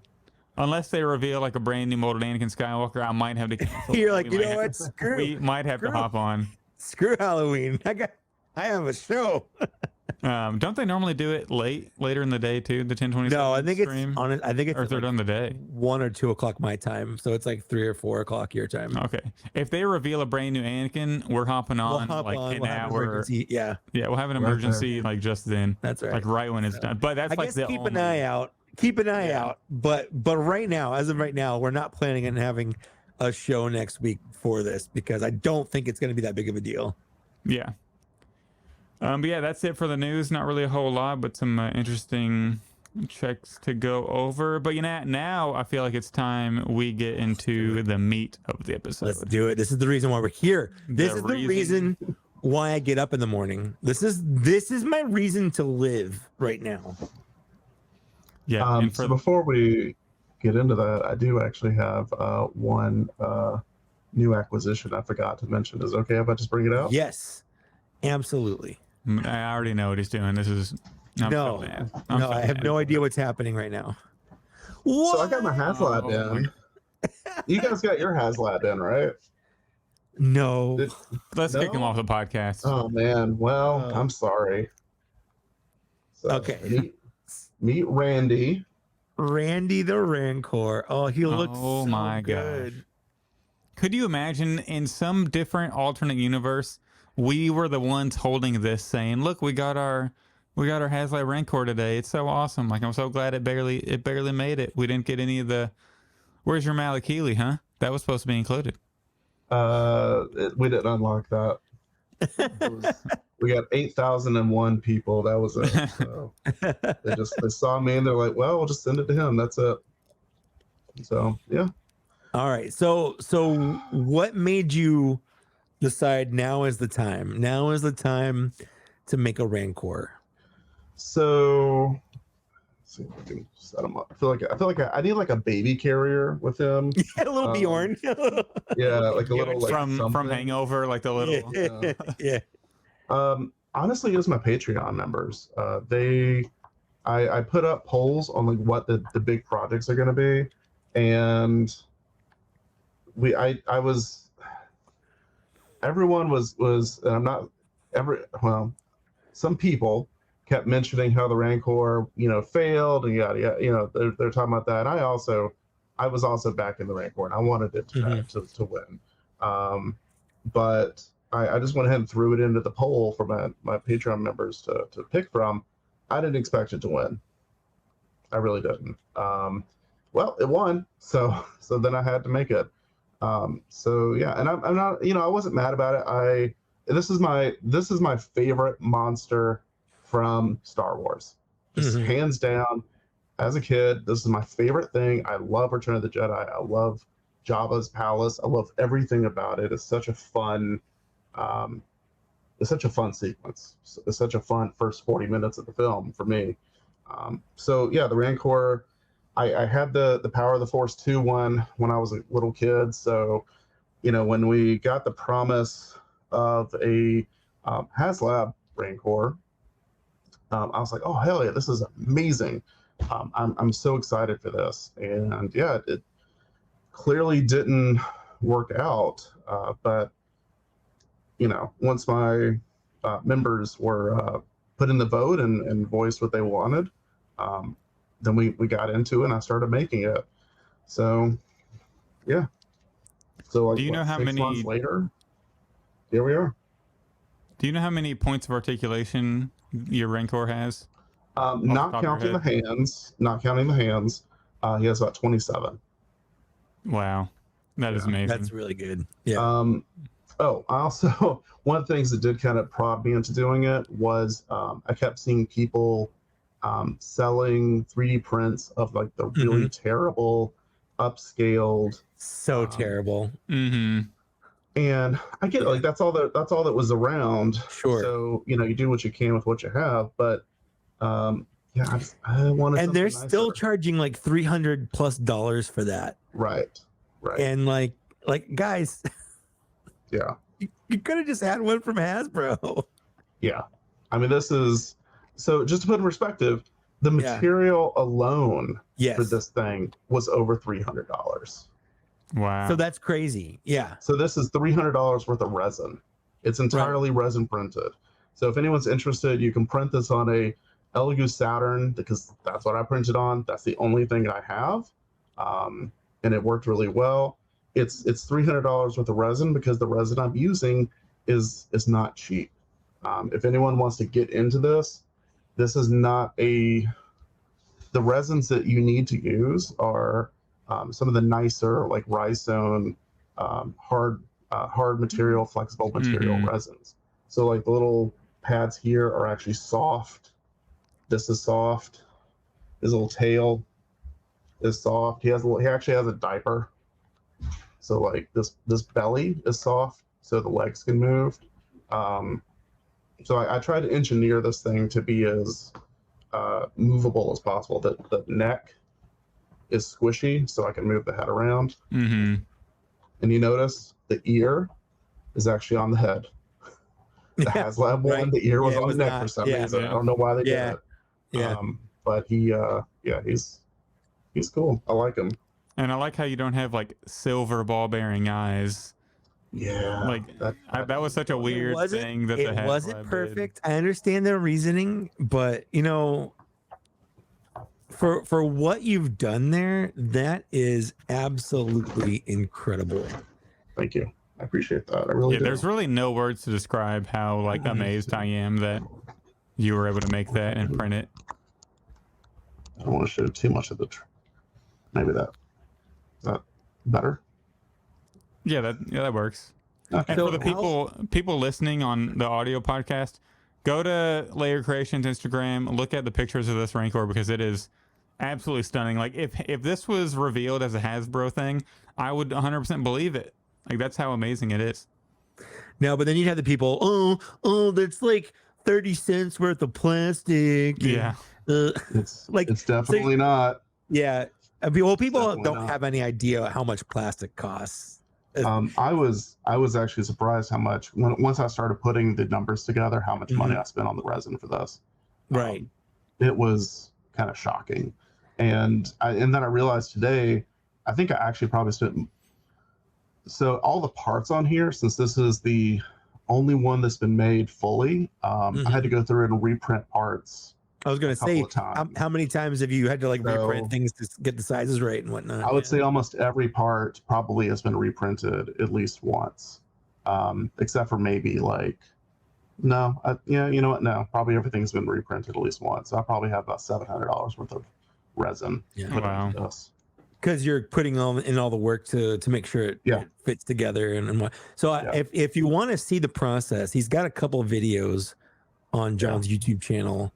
Layer Creations, and like watching you put like the head and the mouth together and how all that stuff works. I literally every time you've posted something, I have you on alert so I can watch it. I'm like, oh my god, there's a new Rancor piece. I can't wait to see it. Yeah, that's awesome. I'm like the worst YouTuber. My videos are like I'm like I just got done washing the dishes, and so like.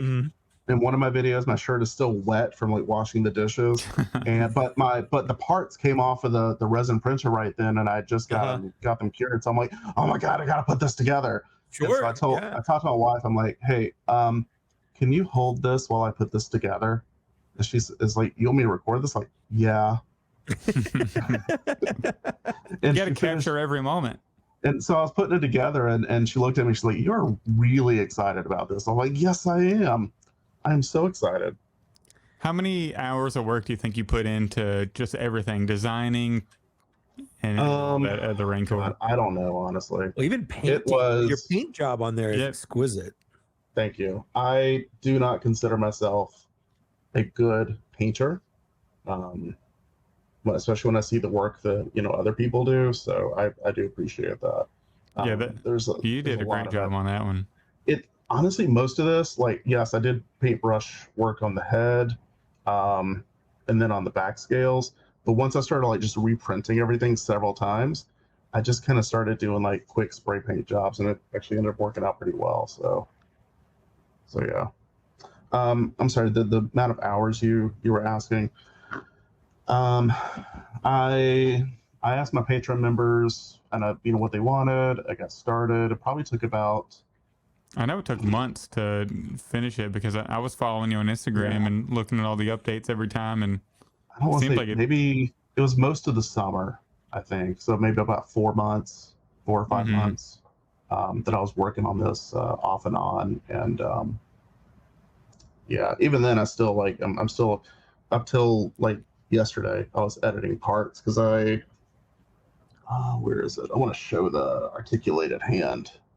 So I got the other articulated hand. Where'd it go? It crawled off somewhere. It's like thing. Yeah, it is. It would be that. What I need to do is I need to get Lance Peter Luke. I'll give him the money for the resin.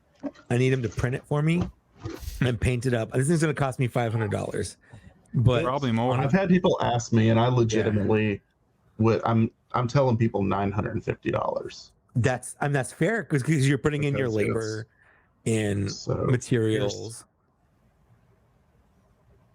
So That's amazing. the hand has a disc hinge here at the thumb, then a disc hinge with a twist here, disc hinge here. So all of that can move, and then same thing with this one. So he can really grip figures. Yeah. And yeah, you can have him like legit holding a Gamorrean guard. Yeah. And eating him. And then here's the other hand. So the way I designed it, the pins just kind of come out, so you can switch out the hands actually pretty easily. That's what it would look like all fully painted. So what's the process for painting that to get the different colors and stuff in there? So I do a flat black primer coat just over the part itself. So that'll give me my initial shading in the crevices. And then I will do several coats of black, like light spray coats of what is it? There's like a primer red that I use. There's a warm caramel. So I did those two. Then there's like a ebony wood as well. So there's like multiple browns that are going into this.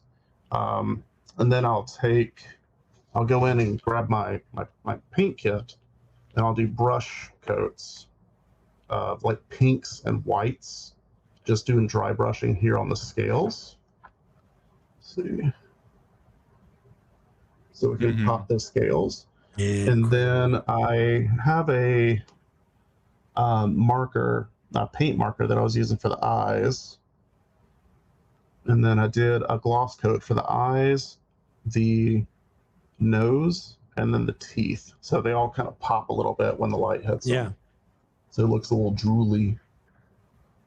Is the jaw articulated? Yes. Yeah. Yeah, let's talk about articulation. Yes. So the jaw. Do like a full YouTube review here. I'm so excited to see. Let's put a prayer up to the gods and hope this thing doesn't break. It's done so well. I haven't had anything break on me in this version. So that moves. Wow, that is incredible.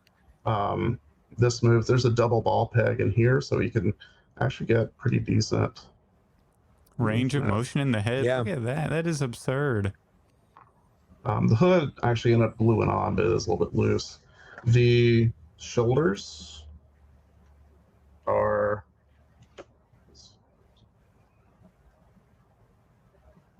so that all comes out. These are rubber, so they can actually go out a bit further, and they just slide over, which I like.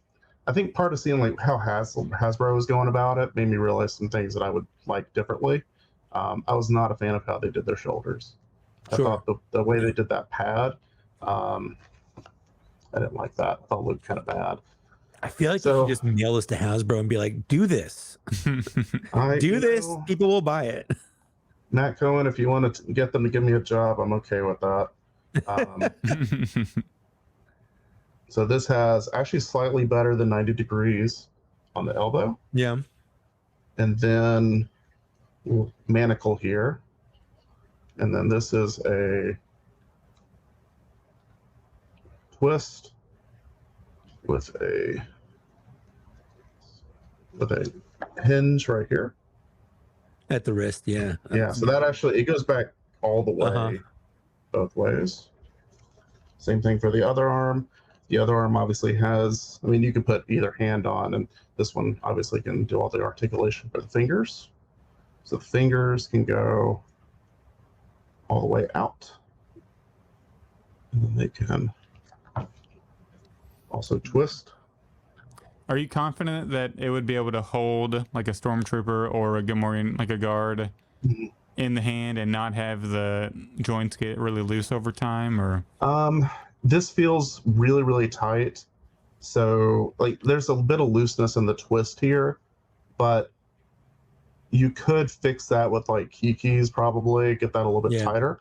I mean, even on the other hand, it kind of depends on like what resin you're using. So if you're using something that's a little bit higher quality, it ends up not dusting and loosening as much as like a cheaper resin does. So for the people listening, what kind of resin are we talking here? Like, what is there like a name? What is it? Yeah. So my initial run through with it, I was doing all my testing on Elegoo ABS like, mostly mint green, because that's like the cheapest one I could get that wasn't going to just completely shatter as soon as I put any sort of weight on it. But then I was working with some of the Patreon members, and one of them's like a really big fan of Rhizone, and Resione. So I switched over and was using a lot of Rhizone's TH72, which is a tough resin. And then they have F69 and then F80. F69 is a kind of a stiff rubber, and then F80, I believe, is their elastic rubber. And so, like by elastic, it's like this flexible. So I knew I wanted something so that when the legs moved, it wasn't going to like chip. Because with stiff resins, it's either not going to move or it's going to chip. Right. So I needed something with flex to it. I ended up using quite a bit of their anti-impact resin as well. And then I started using some of their, when I was working on the hands, I needed something that was really, really tough, because these little pins here are ball sockets with a disc on it. And every single time I was trying to put those into the joint, they were snapping. So I went with their K resin and ended up mixing that with one of their little bit of flexible resins, and that ended up working out really, really well. So there's a little bit of chemistry involved, because I'm kind of mixing some of them to try to get like flexibility, but also strength. And then some of these I want to be a little bit more flexible. So like the assembly process was me with my heat gun, essentially heating up parts and then quickly putting them together and then like sticking them in the freezer to cool down, so they don't, warp or anything. Every single peg in here has a rubber sleeve that it'll like pops into, and then that cleanly goes into a socket for like say the wrist. It just goes straight up into the arm up here. So if anything breaks, you can replace it. If you can reprint it, you can replace it. All of the pins just come straight out, so if you need to, you can always pop a pin out and replace that as well. So yeah, it's a lot of different kinds of resins, and Rhizone's not exactly cheap either. So that's part of one of the reasons why it's so expensive. Sure, the overall price is expensive. What are we talking like per bottle? Like how much? Like some of the rubberier resins were like $70 a bottle. Okay. Wow. So yeah. So how many bottles did you need to do to? Probably about 2 or 3. Okay. So like the diaper, I had to print the diaper. That's the diaper part of the tail, and then the back tail scales were separate pieces. Okay. That was like an entire bottle by itself, because the way I had to print it, it was mostly supports. Yeah, because you had to put the supports to keep it off and stuff. Yeah. Yeah. So it it took quite a bit. I tried to hollow everything. For the love of God, if anyone prints this, do not print a solid. It'll weigh. Oh, for sure not. Yeah. It'll cost you $500. But I hollowed everything out as much as I possibly could, so that we saved the weight, because everything on the weight is coming down on these knees. Yeah. Right. Everything. The feet are pretty nice and stiff, but these knees, because of the way the Rancor stands, there's a lot of pressure on those pegs. So I'm trying to make sure that we're trying to take off as much as possible. Have you weighed it? How much does it weigh? No, my scale actually, I think the battery went out, so I wanted to weigh it. I think it weighs about 10 pounds. Like it's like I can pick it up and it feels, like a small child. It does. Yeah, it feels like a child. Little baby. The arm length is equal to my 4-year-old's arm length. Okay. So when I stretch out his arms, they're about the same. Yeah. Yeah. Go over the leg articulation real quick, because you haven't done that. Oh, yeah. I kind of want to see it. So I do have a ball socket right here. It is super stiff. So just trust me, it does move. It's really stiff, which I'm glad for. That's good. Well, it's got to hold the weight. Yeah, for sure. Yeah, exactly. The knee moves and then twists. And then the ankle also moves. And then we do have ankle rocker. Wow. So yeah, he can get a pose, and he actually can stand, which I was surprised about. Yeah. One of the things to me, obviously, that other than the amount of work that you put into it, like when the other people have shown off their just upscaled, basically 5 POA Rancors, is that's it. Like the arms kind of just move around, and the legs. Yeah. They don't really have real articulation other than just that one swivel joint. Whereas this, like, honestly, this is better than what Hasbro could do, I think, in terms of what you've done with it. I don't think even at a HasLab level, I don't think they would have done this much. Well, thank you. And I'm not just trying to butter you up or anything. No, like, I legitimately, like, I'm in awe of this thing. I'm planning on breaking your house and stealing it. So no, please don't, no. Oh no, don't. Well, that'd be a very long drive. Yeah, well, I know how to get to Texas. I used to live in Austin. Yep. It's only a 22-hour drive or so. Yeah, I actually spent a lot of time looking at the reference, not so much for the. I did obviously look at the reference for the actual Rancor, but I was looking at a lot of the references for the Sideshow Collectibles statue. I don't know if you guys have ever seen or looked at that one. Mm-hmm. That one actually they sculpted with some more, I think, attention to detail, more anatomical details. So like the feet, for example, on the Sideshow one are a little bit more like an animal's foot, whereas the puppet that Tippett and ILM did ended up being quite squishy and kind of like spongy looking, which I think is really what Hasbro was going for. So, if you're a purist, like I think they were adding details in there that that harken to that type of authenticity, where I was kind of trying to strike something that was a little bit in between, where at heart, I am an animator. I do create creatures and worlds and stuff. And so to me, it's like, what if we made the Rancor today with modern digital sculpting and eye for that type of stuff? What would it look like? Like, what would this thing end up being? So that's kind of what I was trying to go for. So like the claws are a little bit more curled, a little bit more blade-like, whereas the one in Return of the Jedi, it was a little bit spikier. There's a little bit more variation on the skin and scales, and some of the spikes, I think, are a little bit more pronounced or whatever. So that was my kind of take on the animal. Yeah, your little personal touch to it. Yeah. So please don't sue me, ILM. I love you. I mean, as long as you don't call it it's not a Rancor. It's a slug monster. It's a Randy. Randy. It's Randy. The Randy. It's a Randy. Yeah. It's Randy. And then the earring, is that metal? Is that a It metal is. earring? Yeah. Yeah, I actually had one sculpted in. And then one of my Patreon members was like, hey, could you just take that out?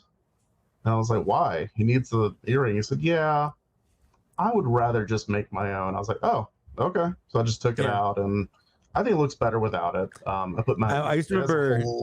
That was one of the things, the big things. Like, yeah, and he's got a real metal earring. It's like, all right, guys, good job. It's like, cool.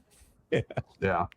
I kind of like it. I mean, it's just, I took a little piece of metal and just kind of like twisted it around, and, like popped it in. So, it's a more fun touch than it just being part of the sculpt and kind of painted or whatever.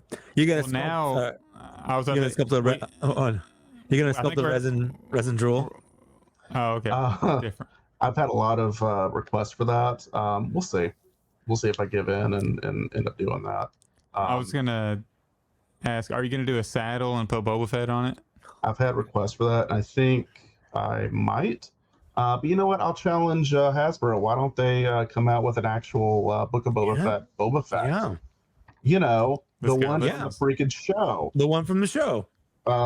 But I think that might be like a thing where I just do like a replacement head. So you could like replace, because it's not the same Rancor head. He has a different, completely different profile to his face. Because he's a baby. He's a little guy. So I would like to do a saddle. I think it'd be a lot of fun, like a little rubbery saddle you can just like stick up here. I really kind of like hope they come out with the Danny Trejo, so I can stick the Danny Trejo like on top and make him tamer. Like there's no way the Rancor knew how to be ridden immediately. Right. Yeah. Well, then you got to make the little cart that Danny Trejo pulls the Rancor in on, and you can have him lay down and be pulled. Yeah. Yeah. Just got to go and do all of that. These are great stretch goals. If Hasbro wanted to do another HasLab for a smaller Rancor that maybe wasn't so expensive, I don't know. Just things to think about, Hasbro. If you're listening, Hasbro. I mean, honestly, if they put one up that did another HasLab, I probably would buy it. Just so we could have a buddy for him. Yeah, I would, in a heartbeat. I always as cool as this is, and even if, let's say, I got a 3D printer and printed this out and all that stuff. If Hasbro was still like, hey, we're going to do one, I would still buy I back it as well. Yeah. Easily. Yeah. Yeah, for sure. Because then the comparison alone would be, that's 20,000 views on TikTok right there. There you go. What's TikTok? You're too old. I'll tell you when you're younger. Oh man. But yeah, no, he's cool. I have actually did a little pit environment if you want to see. Yes, please. Okay. I'm gonna put Randy would be a good boy if I let you sit here. I'll watch him. He won't go anywhere. Oh. I have my hand on him. So okay, Randy, don't you move. He's gonna run away. I'm afraid he'll fall backwards onto the floor. Somehow. You've made an environment for him that's not cardboard? Mm-hmm. Yeah, no. Yeah, see, I talked to Hasbro, and they're like, oh, yeah, sure, you can have one that's not cardboard. I'm going to set him down.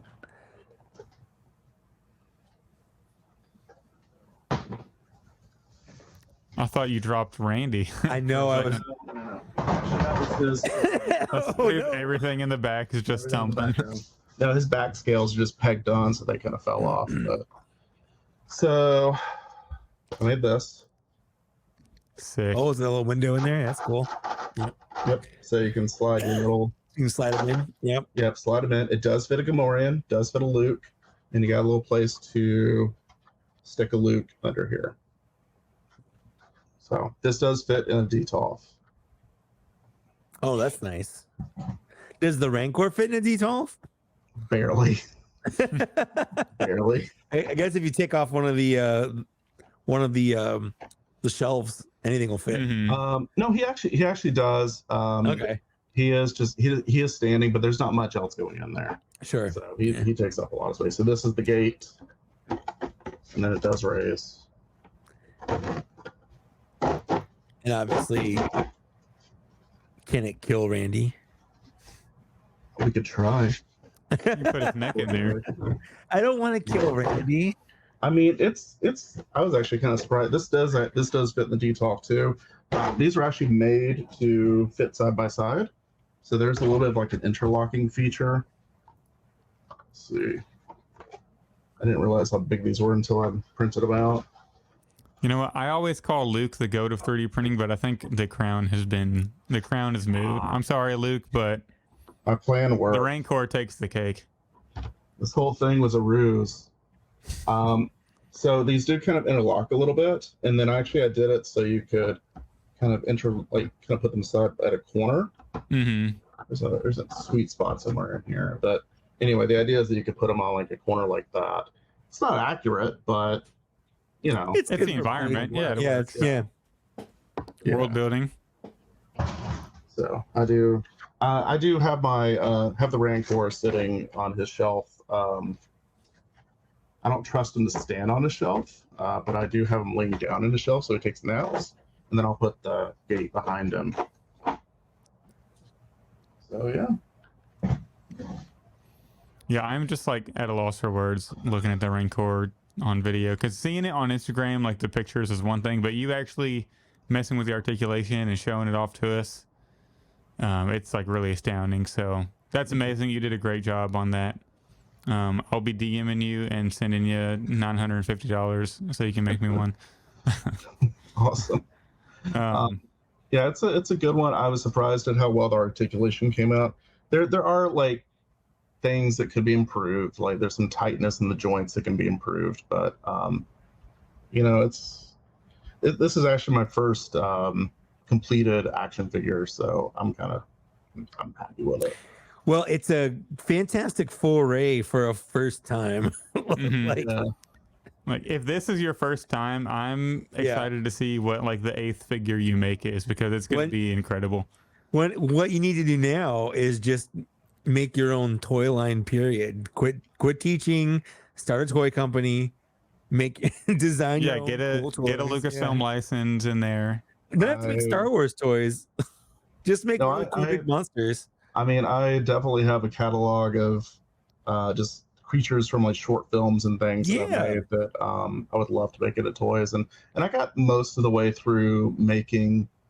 I had this this Oni, this Japanese troll dude that I had.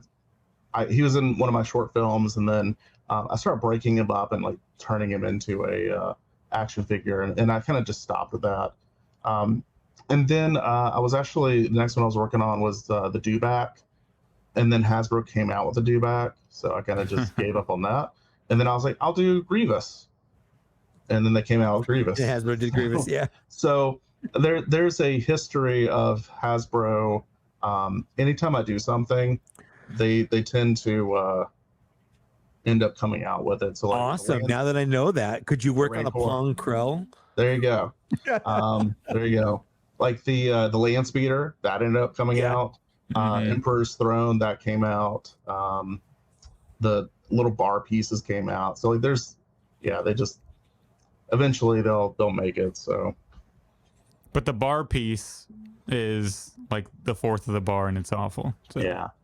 Well, comparatively to what you can 3D print, I don't own it. If you want an entire cantina, I do have an entire cantina. So that does exist, and it's a big modular thing. So that was kind of fun to make. Yeah, I think honestly, I feel like I love Luke. He's a great friend, but I think the crown is being passed. Like I feel like the Landspeeder Luke reign has come to an end.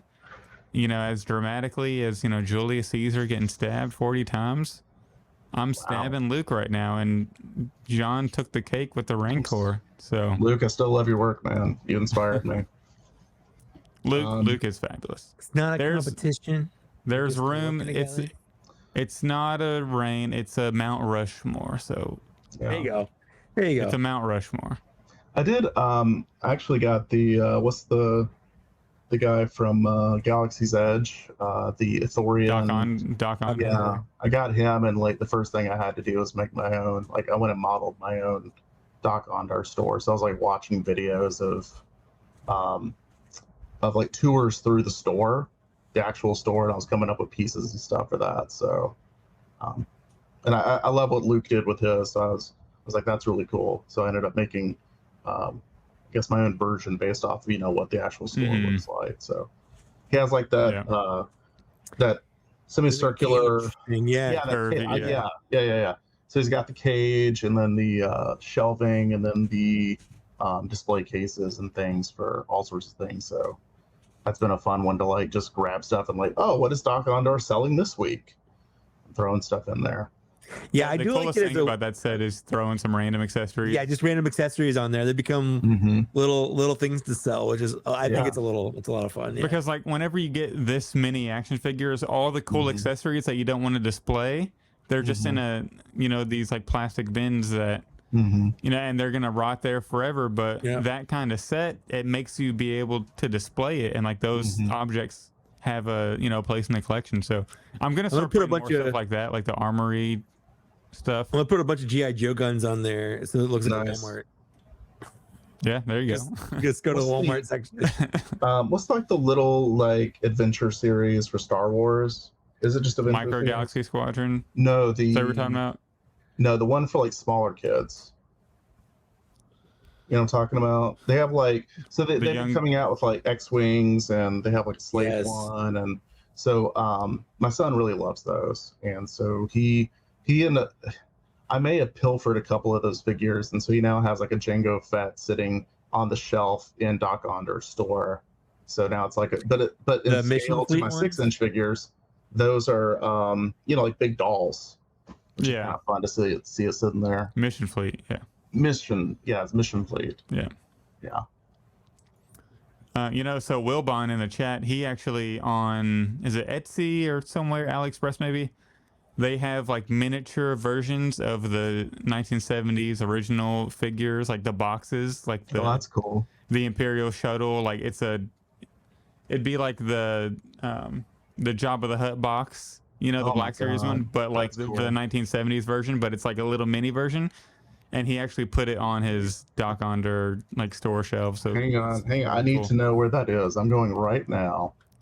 I'm pretty sure he sent me the link. Wilbon, if you could text me that link real fast. I'm gonna scroll in our text because I know he sent it to me a long time ago. But if I could find it real fast, there's a picture of it. I could try to put up, but where is it at? I know this is. And they're not. I don't think they're too expensive either. That's cool. That's a cool idea.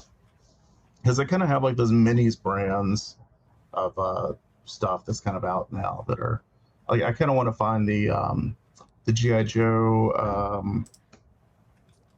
What's the drill sergeant guy?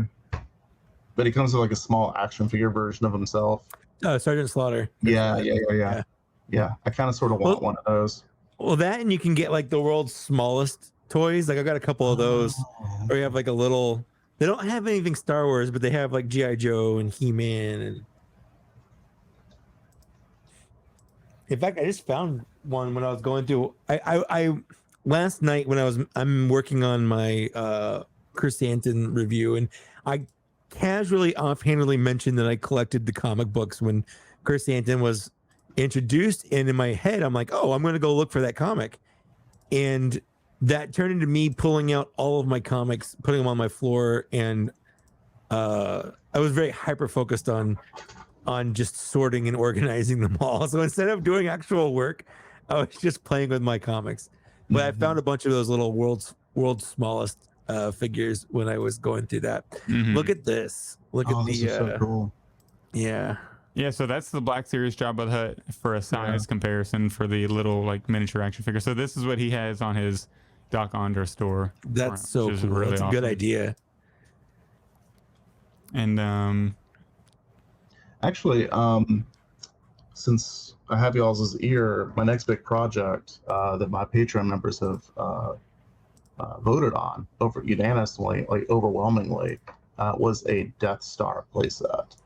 So I want to ask you guys, what wow. do you think a Death Star playset for Black Series would look like? Well, That's I feel like you could do so many. I feel like you have to have like levels, right? as I was about to say that. Gotta be I levels. think I think 3 levels. At the top, you'd want And the Death Star room where Tarkin and Leia and Vader are looking at the planet. galaxy. I think below that, you'd probably want something to kind of simulate like the bridge thing, and then below that, probably the trash compactor. So are we talking which Death Star, 4 or 6? Because if it's 6, you could put the Emperor's throne up there with the window in the back. When I was thinking about it, really the Death Star 2, you only have a couple of locations in the Death Star that you ever see. You see the hangar, and then you see and the Emperor's throne room. And I think that's it. Pretty much. So with locations that are significant to me in A New Hope, A New Hope and Jedi, it would be the hangar, the control room, where C-3PO and R2 are in, the trash compactor, the chasm that they swing across. Yeah. Probably the power station for the tractor beam. It would be really cool to have like something that's modular, so you can kind of put them together how you want. Maybe. Yeah. That's what I was thinking of, was something modular. And I know for a lot of guys, we have obviously, like you both have shelves in the back, and so something that could fit on shelves would work really well. So something I was trying to figure out was, the original playset was kind of like a slice of an orange. Yep. Where it, in theory, if you bought like 8 of those or 10 or 12 of those, whatever, you could probably get it to go fully around. Right. And the initial idea was to do something like that. So you could build like however big of one you would want. But even then, I think that might be maybe a little bit big. So maybe something that's like cubes, like rooms that you can stack. That's what I was thinking, cubes and rooms that you could stack. Yeah. Because you'd want a meeting room where, everyone's sitting down at the table and Darth Vader's choking people out. You would want the probably a generic hallway. Han Solo's, the Han Solo's talking on the intercom with the cameras around, and then the hallway with the red flooring, and maybe like the hole and then you jump down, and then you have the box with your, the trash compactor room and Dianoga piece and all that. Is it important if it looks like a Death Star on the outside? Does it? No, I don't think so. I don't think so at all. As long as I feel like if there's like noticeable features on the inside, I think it's fine. But it might take it to the next level if like at least there was something of significance like you could look at and it'd be a reference on the outside. But I'm not entirely sure it would matter. So I was thinking of like these skeleton, like basically you have that orange section skeleton, and then you have like the skin that would be panels that would be like magnetized, and they kind of like pop on, so you could pull it apart however you want. That would be cool. I just for me, it wouldn't be a make or break kind of thing. I wouldn't get and go like, man, I wish the outside looked like a Death Star. It would be something where if I got it and it did look like the Death Star, I'd be like, that's a cool like bit of detail that I wasn't expecting. So it'd be like it'd be like a surprise and delight kind of thing, but not something I would expect. Yeah, exactly. Yeah. So I was also thinking, like, is that even something someone would even print, or where they would just like, well, here's my section. I'm going to do these 4 rooms, and I don't know. Yeah, well, with my shelves and stuff, like I wouldn't have any room for anything huge. What I would probably do is dedicate a full shelf to just the different sections. Like the shelf is the trash compactor section. The shelf is the chasm or whatever. Yeah, I think it would be kind of like this. Yeah. Like the top, I have Emperor's Throne. Yeah, like that. Yeah. I have the trash compactor right here. So I imagine people would dedicate one shelf to maybe like split in half, have 2 boxes or just one fully. But yeah, that seems like a huge undertaking there. So I'm excited to see what you come up with. Yeah, it'll definitely be like a bunch of rooms. So I'm kind of excited. We'll see. Like I remember the Power of the Force 2 Death Star playsets as well. They were just little vignettes. Like there was the detention block, and then there was the chasm thing, and that's all they came out with. And like I was happy with that as a kid. Obviously, yeah, me too. I actually ended up making the detention center or the detention block that was my that little vignette. Just because I enjoyed it. So yeah, honestly, maybe that's the way to go about it. I was kind of surprised that they went that hard for it, because it was like maybe like 24 options, and like 38% of them actually went straight for that Death Star. What you could do if you wanted to be crazy with it is go on like IKEA or Target and find like a shelf that's easy to get, and then design like a whole display that augments that shelf. So maybe things that you could snap on to turn it into something that looks like the Death Star on like the sides or whatever. And then you could have like each shelf design that to be each thing. So like, just something that was just, interesting. Do you ever listen to the Toy Anxiety guys? Yeah, absolutely. I've been on the show. I think it was last week or maybe week before last, I think one of them was talking about what their crazy idea for a HasLab would be, and they mentioned taking so you'd have like a almost like a life-size R2D2, but then you take all the panels off and it's Death Star inside. Oh, like that! I thought that was a cool idea. That actually is a really cool idea. Yeah, that would be insane. Kind of like a big playset, like But then when it's all together, it's like a big R2D2. Yeah, R2D2, yeah. That actually is pretty cool. I mean, if you ever seen R2D2 like in life, he is so much bigger than you would. Yeah, oh yeah. I mean, they had at ICC Con, they had a ton of like life-size astromechs, and you could fit a lot in there. Yeah, for sure. Yeah, absolutely. Like I was like, that'd be kind of cool. The only downside would be because everyone wants a hangar, but a hangar, like any ship, you couldn't fit 6 inch scale. It's not a big scale. The only thing you're putting in that hangar is you could put like part of the Millennium Falcon, like maybe like a cockpit, maybe not even the cockpit. I would say the ramp. Yeah.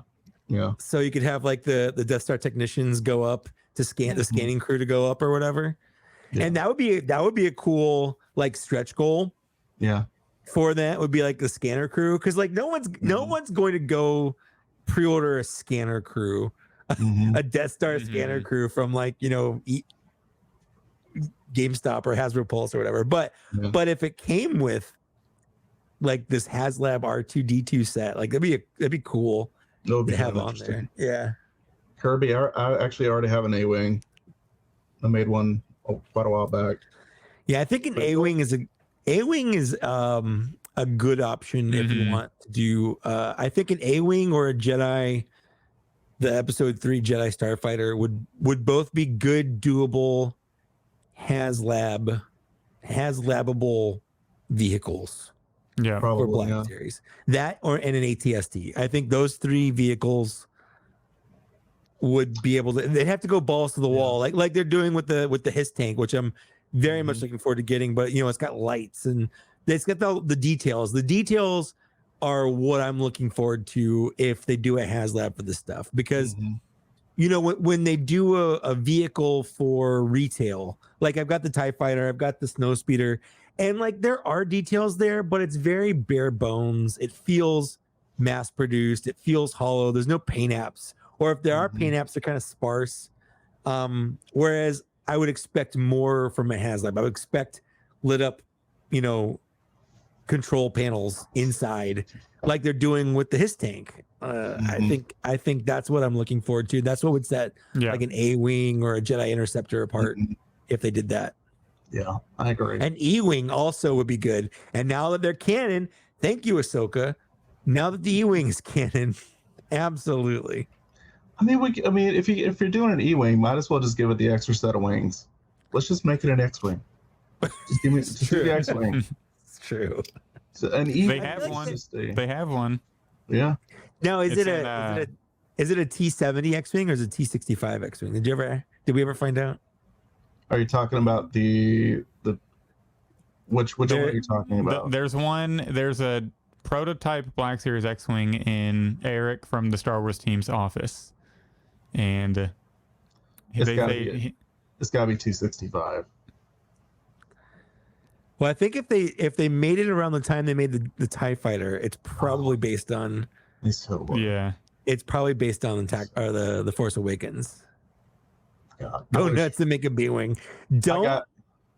Oh my God. Don't do that to me. So I have seen a 1/12 scale B-wing, and it would be taller than me. Yeah. It's a huge. I love the B-wing. B-wing's one of my favorite. It's my ships. favorite. Yeah. But God dang, that thing is huge. It's so big. You know, actually, I'm not going to be impressed until your Death Star playset is literally a 6 scale, like a 6-inch scale Death Star. Like I want a full house, like a mansion. There we go. You gotta. Honestly, I think it'd be bigger than that. It probably would be. It'd be like the White House or something, maybe even bigger. Yeah. Actually, did you see my Rancor Mountain playset that I'm working on? I did. That thing is insane. Yeah. So for anyone who's a fan of Motu and Star Wars, that's a little like mixture that I'm doing. Is my second clamshell playset. So yeah, let me share the screen on your Instagram. Please do. Oh, look at that. Oh, that is so cool. That is awesome. Yeah, this thing is crazy. It is. If it just closed, it is over, I think, like 30 inches, 27 inches wide. By the power of Randy. Yeah.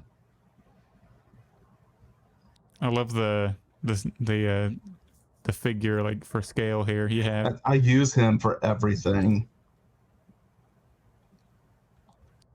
Yeah, this thing is amazing. Is it gonna open and close? Yeah. The one behind me opens and closes. There's the pin right there. There's the pin. So I wanted to do another one. And my son's been asking for a castle, so here we go. That's it. That's what you do. I'm gonna pass away this week, and then I want to be reborn as your son, like your second son. So you need to start trying, and then maybe I'll get reincarnated, and then that's some weird timing. So, all right, gotta get that timing real good. Yeah, we'll plan it out. It's just like Avatar Airbender rules. Like, as soon as you live, you die, you're reborn. So I did want to chat about a couple more things before we end the podcast, but I did want to share Wilbon's Instagram page and go back to, this is like his Doc Onder set where those what we're talking about, cool. Those small classic figure boxes are. So that's what it would look like if you purchase those. I'm going to go get those boxes very soon.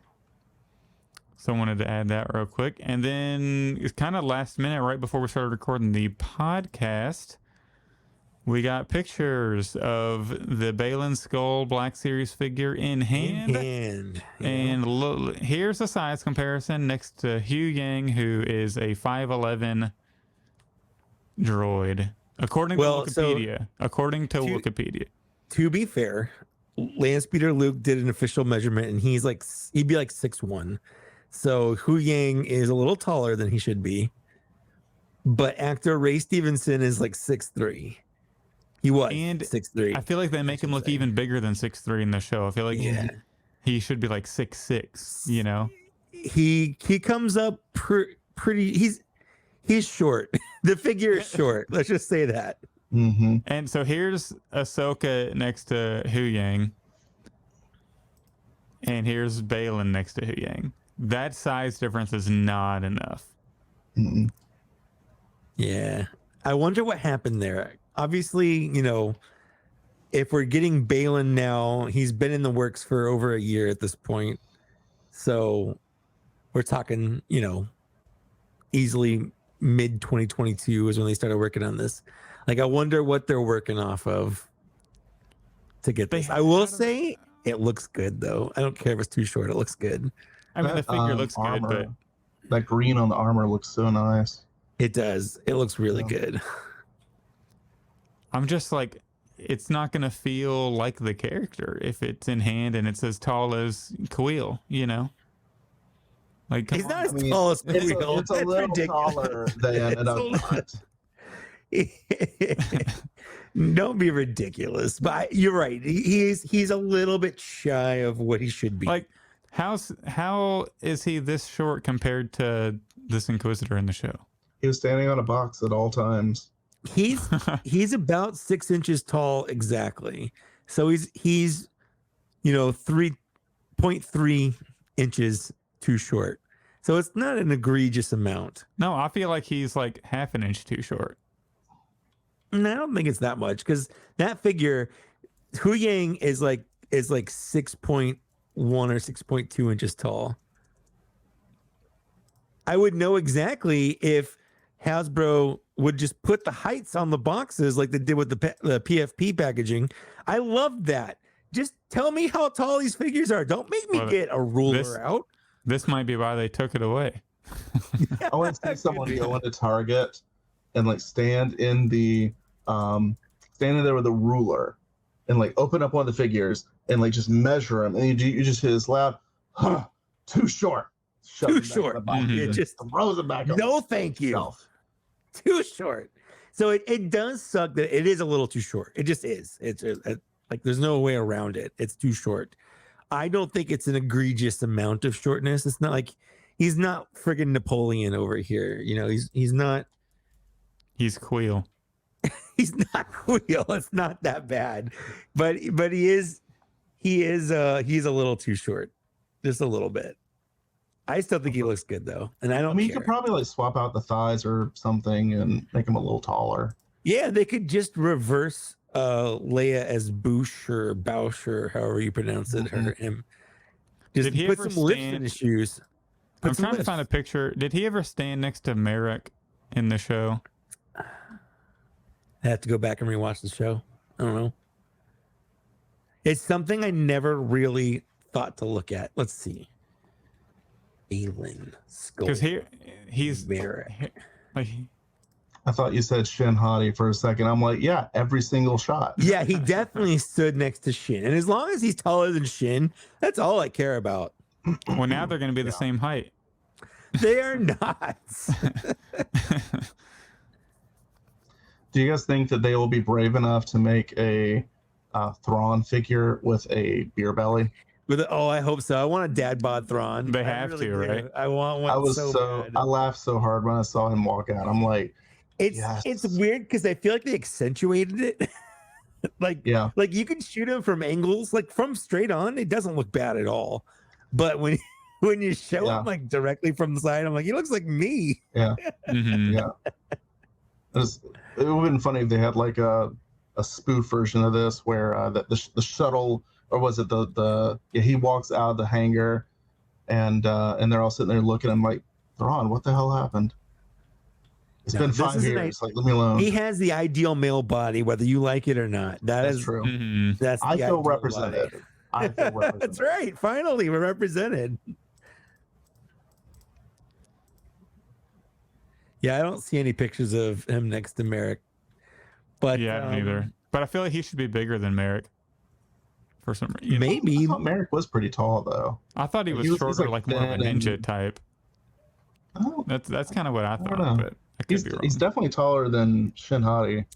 You know, I will say the picture, there's the framing picture of Ahsoka fighting Balin.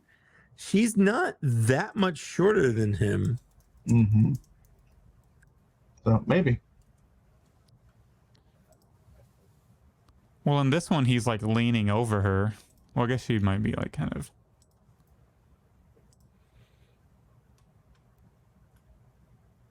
I think it'll be fine. I think we'll get him. We'll put him on our shelves. Mm-hmm. We'll have little Ray Stevenson shrines. Say we miss him. Wait for them to recast him as Liev Schreiber, and then we'll just move on with our lives. Well, Yeah, because they That's got to do true. something with a story. They have to. Wilbon's right. Marok is gas, so he just fills whatever the volume of whatever shape he takes. True. I just In feel this like case, the it's a figure is medieval not going suit of armor. I'm worried the figure's not going to feel like like with the stature that I think the character of, you know. He's like as tall as Quill. Come on now. He's not. I want to, for the people listening, and I they might can't see, he is not. I'm sure these will be on Instagram by the time. Probably. But I might as well just put, you know, Darth Malgus's lightsaber in Quill's hand, and I got. Oh my God, you are being ridiculous right I got now. my. If you want him to feel short, give him a 7-inch lightsaber. There you go. I wish I had. We got a picture of him, like next to Darth Malgus. I wish I would have put that in the slideshow, but I didn't. I made the slideshow before we got. I feel like his light, because isn't his lightsaber super long too? It's the same. Like they said it's the same length. Yeah. As Darth Malgus's. Yeah. So his lightsaber is the same height as he is then, basically. Probably, yeah. So. Yeah. Well, we'll find out when we get him. I know this guy. This is a YouTuber from Taiwan. He's the same one that got like the Magna Guard and stuff like a month or two ago. So I still don't think. Well, we might get Balin around Christmas time. Like sometimes we get a wave in December. That's kind of skirting the end of this year, beginning of next year. I think Balin and that whole wave probably will hit sometime around then. So we got some time before we get it, but I'm still looking forward to it. I don't care if he's too short, Zach. I don't care. I still love him. I care. I mean, I'm still gonna get him, but they've set for Black Series. They've set the bar so high for these figures. They need to hit the bar. What are you talking about? This is the worst the Black Series has ever been. The line's over. It's all that's nobody true. even buys it anymore. The quality's so. I saw someone legit say that they switched to plastic-free packaging so they could hide how bad the quality of the figures have gotten, which is 2016. just exactly. It's just the most ridiculous statement I've ever heard. Because, like, what do you even say to that? Like, no? Like, did you collect the line in 2016 where they barely painted the faces? Like, it was bad. It was bad. Yep. That was the dark worst days. the line has ever been. The 2016, 2017 is the absolute most of the red worst. boxes. The beginning.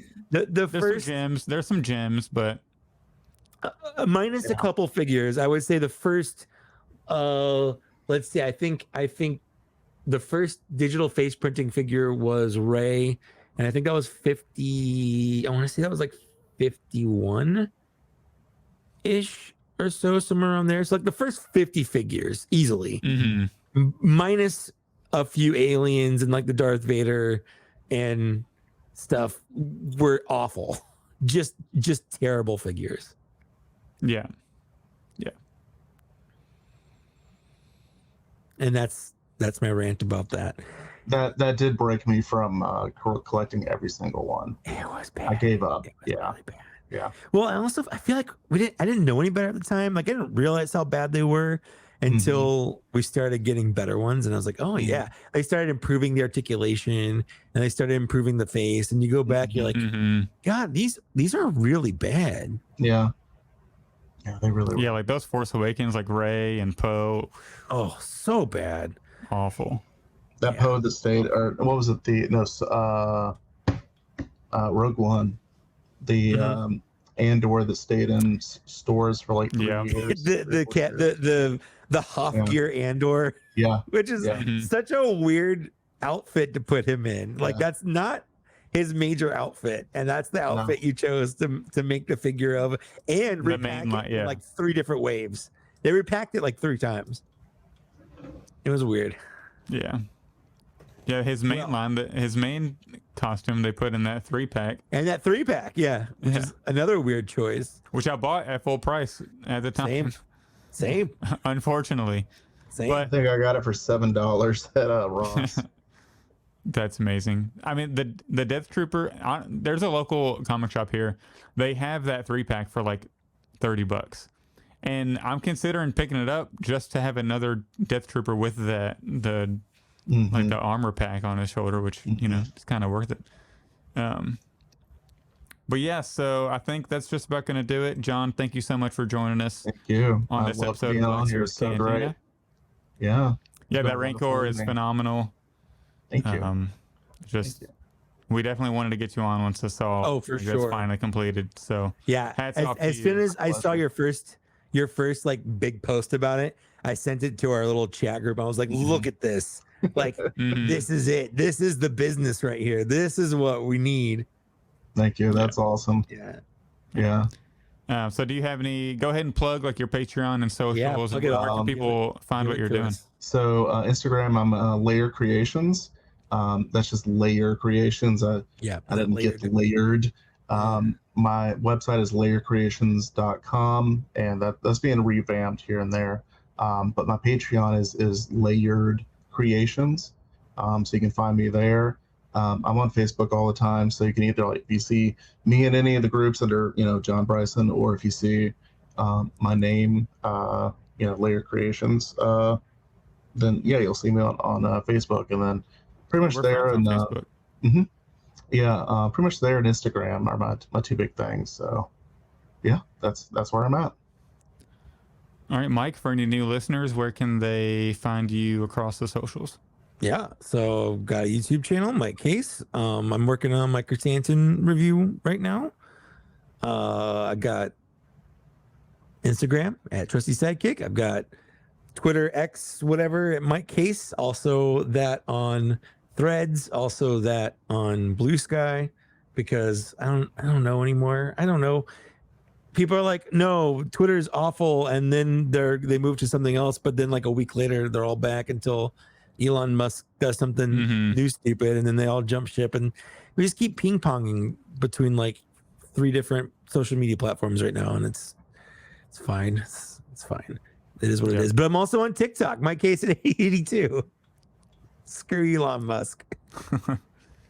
You can follow me on Instagram at blackseriescantina, and then follow me on TikTok. I just hit 18,000 on there, which is awesome. Nice. Wow. That's what are you on Instagram? I just posted a reel that's been blowing up, so I'm up to like 3120 something, I think. So I passed you on Instagram. You passed me finally on Instagram. How long did it take? 2 months? Yeah, something like that. No, longer than that. Well, my original account got deleted July. Was it July or June? I guess it's been a couple months. It's been more than 2 months is my point. Yeah. You're right. Yeah. But yeah, so I posted a reel recently that I put on TikTok, and it blew up on both of them, which is pretty awesome. But follow me on TikTok. That's still got the old name at the Star Wars Black Series. And then follow us on Patreon if you want to become a supporter, if you can financially afford it. We have a tier for every budget: $2, $5, $11.38, and we have a VIP tier that's currently sold out, but maybe we'll open one soon. You never know. Yeah, we'll see. Join our Facebook group, Black Series Cantina. A lot of good conversations going on in there. Follow us on Twitter at TBS Cantina. You can buy our merch if you want, like a hoodie to support the show. You can do us that way. You have a mug, pint glass, whatever. And then you can email us, blackseriescantina@gmail.com. And leave a review if you can't support us financially. That's another great way to support us. Also, show update. We'll be back on November 2nd to record, so expect the podcast that following weekend. And then we're going to record on December 14th. So we're not going to do a special 1027 episode to cover those reveals. But we'll be back December 14th. So expect the podcast that weekend, but do not expect a podcast the rest of December. We are going to take a mini break, and we'll be back January. All right, sorry, January. We're gonna take a 6-month break. We're gonna take a 6-month break, half a year. The line is dead, so might as well. Line's dead. We're done.